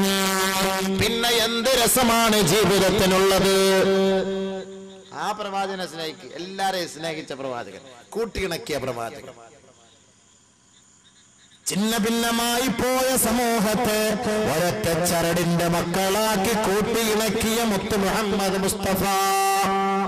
അവിടെ അമുസ്ലിമെന്നോ, അവിടെ മുസ്ലിമെന്നോ, അവിടെ രോഗിയെന്നോ, അവിടെ ആരോഗ്യമുള്ളവനെന്നോ, അവിടെ സാധുവെന്നോ, അവിടെ പണക്കാരനെന്നോ, അവിടെ ഉയർന്നവനെന്നോ, അവിടെ താഴ്ന്നവനെന്നോ, അവിടെ സവർണനെന്നോ, അവിടെ അവർണനെന്നോ ഇല്ല. എല്ലാവരും മനുഷ്യരാണ്. കുല്ലുക്കും മിൻ ആദം വആദമു മിൻ തുറാബ്. ഏ മനുഷ്യരേ, നിങ്ങൾ ആദമിന്റെ മക്കളാണ്. ആദമോ മണ്ണിൽ നിന്നും സൃഷ്ടിക്കപ്പെട്ടവരാണ്. പൂർണ്ണ സമത്വം ലോകത്തിന്റെ മുന്നിൽ പരിചയപ്പെടുത്തി നബിഗുനാ റസൂലുള്ളാഹി. ആ ഒരു സ്നേഹം, ആ ഒരു സന്തോഷം. ആ ഹബീബിനെ ഒന്ന് സ്നേഹിച്ചൂടെ? നാളെ അവിടെ ചെല്ലുമ്പോൾ ഒരുത്തനും കാണൂല. ഈ ഹബീബായ തങ്ങളെ നമ്മളെ രക്ഷപ്പെടുത്തണമെങ്കിൽ, നമുക്ക് ശഫാഅത്ത് ചെയ്യണമെങ്കിൽ ഈ ഹബീബായ തങ്ങളെ ഉണ്ടാവുകയുള്ളൂ. അപ്പൊ അതിന് ആ ഹബീബിനെ സ്നേഹിക്കണം. ഉമ്മുൽ ഹബീബ ഇലൽ ഹബീബ്. നാളെ അവിടെ പറയപ്പെടും ഹബീബിനെ ഹബീബോട് ചേർക്ക്. സ്നേഹിതന്മാരുടെ കുട്ടിയണക്ക്, സ്നേഹിതന്മാരുടെ കുട്ടിയണക്ക്. അപ്പൊ നമ്മുടെ ഇവിടുത്തെ അബ്ദുർ റസാഖിന്റെ സ്നേഹിതനാരാ? അവന്റെ സ്നേഹിതൻ മമ്മൂട്ടിയായിരുന്നു. കുട്ടിയണക്കാൻ പറയും. എവിടെ ആള്? ഇവിടെ കണ്ടില്ല. പിന്നെ തപ്പിക്കണം എവിടാന്നുള്ളത്. കൂട്ടിയിണക്കാൻ പറയും ഓരോരുത്തരെ. നല്ലവരുമായിട്ടുള്ള സഹവാസം നമുക്ക് വേണ്ടത്, നല്ലവരുമായിട്ടുള്ള സഹം. അപ്പൊ അല്ലാഹു സുബ്ഹാനഹു വ തആല പറയുന്നു, നിങ്ങൾ അല്ലാഹുവിൽ തഖ്വ ഉള്ളവരായി മാറിയാൽ അല്ലാഹു നിങ്ങളെ സ്നേഹിക്കും. അല്ലാഹു നമ്മളെ സ്നേഹിച്ചു കഴിഞ്ഞാൽ പിന്നെ ആരുടെയും സ്നേഹം നമുക്ക് വേണ്ട. അല്ലാഹു നമ്മളെ സ്നേഹിക്കണം, നമുക്ക് അല്ലാഹയെ സ്നേഹിക്കണം. അല്ലാഹുവിനോട് നമുക്ക് സ്നേഹം ഉണ്ടെങ്കിൽ നമ്മൾ നിസ്കരിക്കും, നോമ്പ് പിടിക്കും, സക്കാത്ത് കൊടുക്കും, ഹജ്ജിന് പോകും, ഹറാമിൽ നിന്നെല്ലാം ഒഴിവാകും. അപ്പൊ അല്ലാഹു നമ്മളെ സ്നേഹിക്കും. അല്ലാഹുവിനോട് സ്നേഹമില്ലാതെ വരുമ്പോ നിസ്കരിക്കൂല, നോമ്പ് പിടിക്കൂല. ഇനി നിസ്കരിച്ചാൽ തന്നെ തൂങ്ങിച്ചത്തവൻ നിസ്കരിച്ചു കിടക്കുന്ന പോലെ. നോമ്പ് പിടിച്ചാൽ തന്നെ നോമ്പ് പിടിച്ചിട്ട് അവിടെയും ഫിത്ന, ഇവിടെയും ബസാദ്, അവിടെയും ബസാദ്, ഇവിടെയും ബസാദ്. കണ്ണങ്ങോട്ടും നോക്കി, കണ്ണിങ്ങോട്ടും നോക്കി, ഇവന്റെ ഫിത്നായും കേട്ട് അവന്റെ ഫിത്നായും കേട്ട് വെറുതെ വേസ്റ്റ്. അള്ളാഹയോട് സ്നേഹമില്ലാത്ത നോമ്പ്. ഈ സ്നേഹമല്ല നമുക്ക് വേണ്ടത്, ഒറിജിനൽ സ്നേഹം ഉണ്ടാകണം. അല്ലാഹു തആല നമ്മോട് പറഞ്ഞ കൽപ്പനകൾ പരിപൂർണമായി പാലിക്കുന്നവരായി മാറണം. എങ്കിൽ അല്ലാഹു നമ്മളെ സ്നേഹിക്കും. അതിനുള്ള പറഞ്ഞത് നിങ്ങൾ തഖ്വയുള്ളവരാകുക. ഇന്നല്ലാഹ യുഹിബ്ബുൽ മുത്തഖീൻ. മുത്തഖീങ്ങളോടൊപ്പമാ അല്ലാഹു. മുത്തഖീങ്ങളോടൊപ്പമാ അല്ലാഹു. അതുകൊണ്ട് അല്ലാഹു സുബ്ഹാനഹു വ തആല മുത്തഖീങ്ങളെ സ്നേഹിക്കുന്നു. അവൻ മുത്തഖീങ്ങളെ ഇഷ്ടപ്പെടുന്നു. അല്ലാഹുവിനെ ഭയപ്പെടുന്നവരെ അവൻ ഇഷ്ടപ്പെടുന്നു. അതുകൊണ്ട് നമ്മൾ അല്ലാഹുവിനെ സ്നേഹിക്കും. സ്നേഹിക്കുവോ? എങ്ങനെ സ്നേഹിക്കും? അല്ലാഹുവേ ഐ ലവ് യു. സ്നേഹിക്കല്ലേ? അങ്ങനെ ഒന്ന് പറയാൻ പറ്റിയിരുന്ന നല്ല ഒരു ഭാഗ്യമായിരുന്നു. നേരിട്ട് കാണാൻ അല്ലാഹുവിനെ നോക്കിയിട്ട് സ്നേഹിക്കുക. അങ്ങനല്ലേ? അല്ലാഹു സുബ്ഹാനഹു വ തആല പറയുന്നു, എന്നെ സ്നേഹിക്കുന്നതിന് രണ്ട് മാനദണ്ഡം. ഒന്ന്, ഇംതിസാലു അവാമിരില്ല, അല്ലാഹുവിന്റെ കൽപ്പനകളെ സ്വീകരിക്കുക. രണ്ട്, ഇജ്തിനാബു അന്നവാഹിഹി, അവൻ നിരോധിച്ചത് ഒഴിവാക്കുക. ഈ രണ്ട് കാര്യം ചെയ്താൽ നിങ്ങൾ എന്നെ സ്നേഹിക്കും. പറ്റുമോ? ഇൻഷാ അല്ലാഹ് വെറുതെ പറയരുത്. പരിശ്രമിക്കും. അല്ലാഹു പരിശ്രമിക്കാൻ തൗഫീഖ് നൽകട്ടെ. അല്ലേ? പരിശ്രമിക്കാം. പക്ഷെ ഇംതിസാലു അവാമിരില്ല നടക്കും. അല്ലാഹു കൽപ്പിക്കാൻ പറഞ്ഞ, ചെയ്യാൻ പറഞ്ഞ കാര്യങ്ങളൊക്കെ ചെയ്യും. പക്ഷെ ഇജ്തിനാബു അന്നവാഹിഹി, അവൻ നിരോധിച്ചത് ഒഴിവാക്കാനാണ് പാട്. നിസ്കരിക്കാൻ വേണമെങ്കിൽ ചെയ്യാം. ഇംതിസാലു അവാമിരില്ല, അല്ലാഹുവിന്റെ കൽപ്പന സ്വീകരിക്കാം. നിസ്കരിക്കാം, നോമ്പ് പിടിക്കാം, സക്കാത്ത് കൊടുക്കാം, ഹജ്ജ് ചെയ്യാം, അതുപോലുള്ള കാര്യം ഖുർആൻ ഓതാനൊക്കെ ചെയ്യാം. പക്ഷെ അല്ലാഹു നിരോധിച്ചത് ഒഴിവാക്കണമെന്ന് പറയുമ്പോഴാണ് നമുക്കത് ഉൾക്കൊള്ളാൻ കഴിയും. അതുകൊണ്ടാണ് അല്ലാഹു തആല ഈ രണ്ടാമത്തെ കാര്യത്തിനാണ് പദവി കൂടുതൽ, ദറജ കൂടുതൽ, കൂലി കൂടുതൽ തീരുമാനിച്ചത്. ആദ്യത്തേതിനല്ല. നിസ്കരിച്ചാൽ, നോമ്പ് പിടിച്ചാൽ, സക്കാത്ത് കൊടുത്താൽ, ഹജ്ജ് ചെയ്താല് അതിനൊക്കെ കൂലി വേറെ, അതൊക്കെ ഒരല്പം. പക്ഷേ അല്ലാഹു കൂടുതൽ കൂലി തരുന്നതാ. നല്ല ഒരു പെണ്ണ് വരുന്നു, അവളെ നോക്കാതിരിക്കുമ്പോ കൂലി കൂടുതൽ. നടക്കുവോ? നടക്കുന്ന. ഇനി നോക്കണ്ടെന്ന് വിചാരിച്ച എത്തുങ്ങടെ ഇവളുടെ വസ്ത്രം എല്ലാം കൂടെ കാണുമ്പോൾ ഒന്ന് നോക്കിപ്പോ ഉസ്താദെ. ഒരു പ്രാവശ്യം നോക്കാൻ ഒരു അനുവാദം ഉണ്ടല്ലോ ഉസ്താദെ. അപ്പൊ എന്ത് ചെയ്യാ, ഒരു പ്രാവശ്യം ഇങ്ങനെ നോക്കിക്കൊണ്ടിരിക്കും കണ്ണ് ചിമ്മാതെ.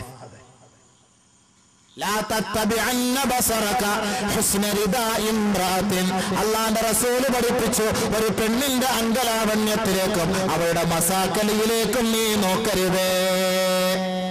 മസാക്കലി ഇന്ന് ഇറങ്ങിയെങ്കിൽ റസൂലുള്ളാഹി തങ്ങൾ അന്നേ പറഞ്ഞൊരു മസാക്കലി എന്ന് പറഞ്ഞൊരു സാധനം ഇറങ്ങുമെന്ന്. ഒരു കൊതുകുവല പോലത്തെ ഒരു സാധനം കൈക്ക് രണ്ടും ഇല്ലേ? ഇൻഷാ അല്ലാഹ് പെട്ടെന്ന് തന്നെ കാലിലും കൊതുകുവല പോലത്തെ വസ്ത്രം വരും. പഴയ ഉണ്ട്. പിന്നെ വാപ്പായും ഉമ്മായൊക്കെ പേടിച്ചിട്ട് ഒരു ഇച്ചിരി മയത്തോട് കൂടിയാണ് ഇടുന്നത്. അവരും കൂടെ ഒന്ന് കണ്ണടച്ചു കഴിഞ്ഞാൽ കൊതുകുവല കാല് മുതൽ താഴോട്ട്. പിന്നെ ഫോട്ടോ എടുത്ത് പുതിയ കെട്ടിടങ്ങൾ കെട്ടുമ്പോൾ അതിന്റെ മുന്നിൽ കൊണ്ട് തൂക്കിയാൽ മതി, ആരും കണ്ണുവിടാതിരിക്കുകയാണ്. ആ വസ്ത്രമായി അയ്യേ നാണക്കേട് മുസ്ലിം ഉമ്മത്ത്. സ്ലിറ്റ് ഇവിടം വരെ കീറിയ ഒരു സാധനം, ഇവിടം വരെ കീറിയത്. ബൈക്കിലൊക്കെ പിറകിയിരുന്ന് പോകുമ്പോ മഴവെള്ളവും കൂടെ വീഴുമ്പോ അല്ലാഹ് കാക്കട്ടെ, ഞാൻ പറയുന്നില്ല. ഇതൊക്കെ നമ്മളിൽ നിന്ന് എന്തായി കാണുന്ന? ചുമ്മാന്നോ ഈ പീഡനങ്ങൾ ഉണ്ടാകും? നാണമില്ലേ ഈ പെണ്ണുങ്ങൾക്ക്? നാണമില്ലേ? സഹോദരിമാർ എത്ര പറഞ്ഞാലും കേൾക്കൂല. ഇപ്പോൾ അവർ പറയും മുസ്ലിയാക്കന്മാർക്ക് ഇതേ ഉള്ളൂ ഈ പെണ്ണുങ്ങളെ കുറ്റം പറയുക, അവരങ്ങ് നല്ല ആൾക്കാരാ. എന്റെ പൊന്നു പെങ്ങളെ, നിങ്ങളുടെ നാളെ നരകത്തിൽ കിടന്നുള്ള ശിക്ഷ കാണുന്നതും കേൾക്കുന്നതും അതിന്റെ അനുഭവവും പഠിച്ചതിന്റെ പേരിൽ വിഷമം കൊണ്ട് പറയുക. നിങ്ങൾ ഒന്നുമില്ല അടക്കണത് അമ്മക്ക് വലിയ ഇഷ്ടം, കാരണം എല്ലാവരും കാണാമല്ലോ. അല്ല, നിങ്ങളുടെ ഹൈറിന് വേണ്ടിയിട്ടാണ് നമ്മൾ ഈ പറയുന്നത്. അവർ ചിലപ്പോ പറയും ഏത് മുസ്ലിയാര് വന്നാലും അവർക്ക് ഇങ്ങനെ മുസ്ലിയാർ ഈ പെണ്ണുങ്ങളുടെ വസ്ത്രം. നിങ്ങൾ വാല് കഴിയുമ്പോ ഒന്ന് നോക്കിക്കോളി ഏതൊക്കെ കോലത്തിലാ പോണെന്ന്. വാലിന് വരുമ്പോ ഭയങ്കര അതവ്, മയ്യത്ത് വീട്ടിൽ പോകുമ്പോ ഭയങ്കര അതവ്, പള്ളിക്കുടത്തിൽ പോകുമ്പോ ഇല്ല, കല്യാണ വീട്ടിൽ പോകുമ്പോ ഇല്ല, മാർക്കറ്റിൽ പോകുമ്പോ ഇല്ല, കോളേജിൽ പോകുമ്പോ ഇല്ല, വേറെ ഒരു സ്ഥലത്തും ഇല്ല. ഇത് ശരിയോ? ന്യായമാണോ? ന്യായമായ കാര്യമാണോ ഇത്? അതുകൊണ്ടാ പറയുന്നത് നമ്മുടെ പെങ്ങന്മാരാണ്, നമ്മുടെ സഹോദരിമാരാണ്. അല്ലാഹുവിന്റെ റസൂൽ റഅയ്തുൻ നിസാ റഅയ്തുൻ നാര വറഅയ്തു അക്സറ അഹ്ലിഹാ അന്നിസാ.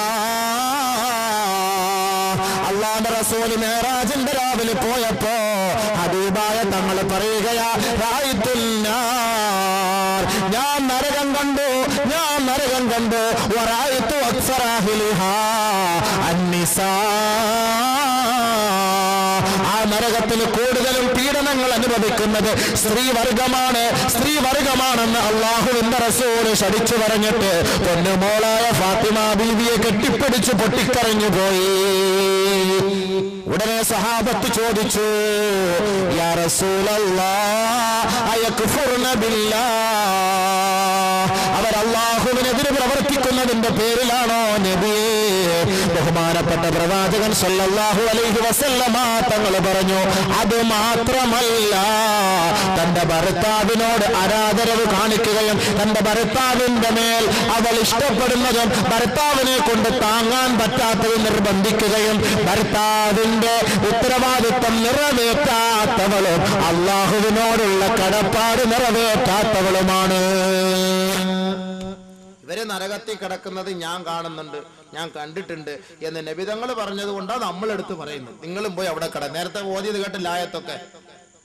അവിടെ പോയിട്ട് എന്റെ ഇക്ക ഒന്ന് രക്ഷപ്പെടുത്തിക്ക, അതാ വരുന്നിക്ക, രണ്ടുപേര് വരുന്നിക്ക, റൂവിനെ പിടിക്കാൻ വരുന്നിക്ക എന്ന് വിളിച്ചാന്നും ഇക്ക ഒന്നും അവിടെ തിരിഞ്ഞു പോലും നോക്കൂല. ഇക്ക വേണമെങ്കിൽ പറയാം, എന്റെ പെണ്ണും പിള്ളേം കൂടെ നിനക്ക് ബലി തന്നേക്കല്ല, എന്നെ ഒന്ന് രക്ഷപ്പെടുത്തുന്നു പറയും. ഈ കട സ്നേഹം എത്രയേ ഉള്ളൂ. അതാ ഞാൻ നേരത്തെ ആയത്തെ ഓതിയത്, ചുമ്മാ ഞാൻ പറയല്ല, വെറുതെ പറയല്ല. വസാഹിബത്തിഹി, എന്റെ ഭാര്യ വേണമെങ്കിൽ അങ്ങ് തന്നേക്കാമല്ല, എന്നെ ഒന്ന് രക്ഷപ്പെടുത്തല്ല, എന്റെ തടി സലാമത്താക്കിത്ത അല്ലാഹ്. ഇവിടെ തൈലം ഇട്ട് കൊടുക്കണം, കൊട്ടൻ ചുക്കാതി ഇട്ട് കൊടുക്കണം, ചൂട് വെള്ളം കാച്ചി കൊടുക്കണം.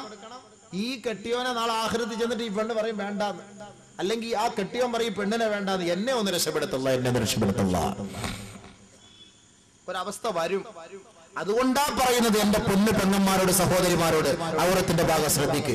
നിങ്ങളുടെ കുട്ടികളെ സ്കൂളിലേക്ക് വിടുമ്പോൾ നിങ്ങൾ പരിപൂർണമായി ഔറത്ത് മറച്ചുകൊണ്ടുവിടും. ആണിന്റെ പാന്റ് എടുത്ത് പെണ്ണിനിട്ട് കൊടുത്തിട്ട് ആ ഇക്കാന്റെ ജീൻസും ഇക്കാന്റെ ടീഷർട്ടും ഇട്ട് പെണ്ണിനിട്ട് കൊടുത്ത് ഇവളെ പള്ളിക്കൂടത്തിൽ ബൈക്കിനകത്ത് പറഞ്ഞു വിട്ടാല് പിന്നെ അവിടെ പീഡനം അല്ലാതെ പിന്നെ പ്രീണനം എന്താണ് നടക്കുക അവിടെ? പിന്നെ ആരാ എന്റെ കുറ്റക്കാരൻ?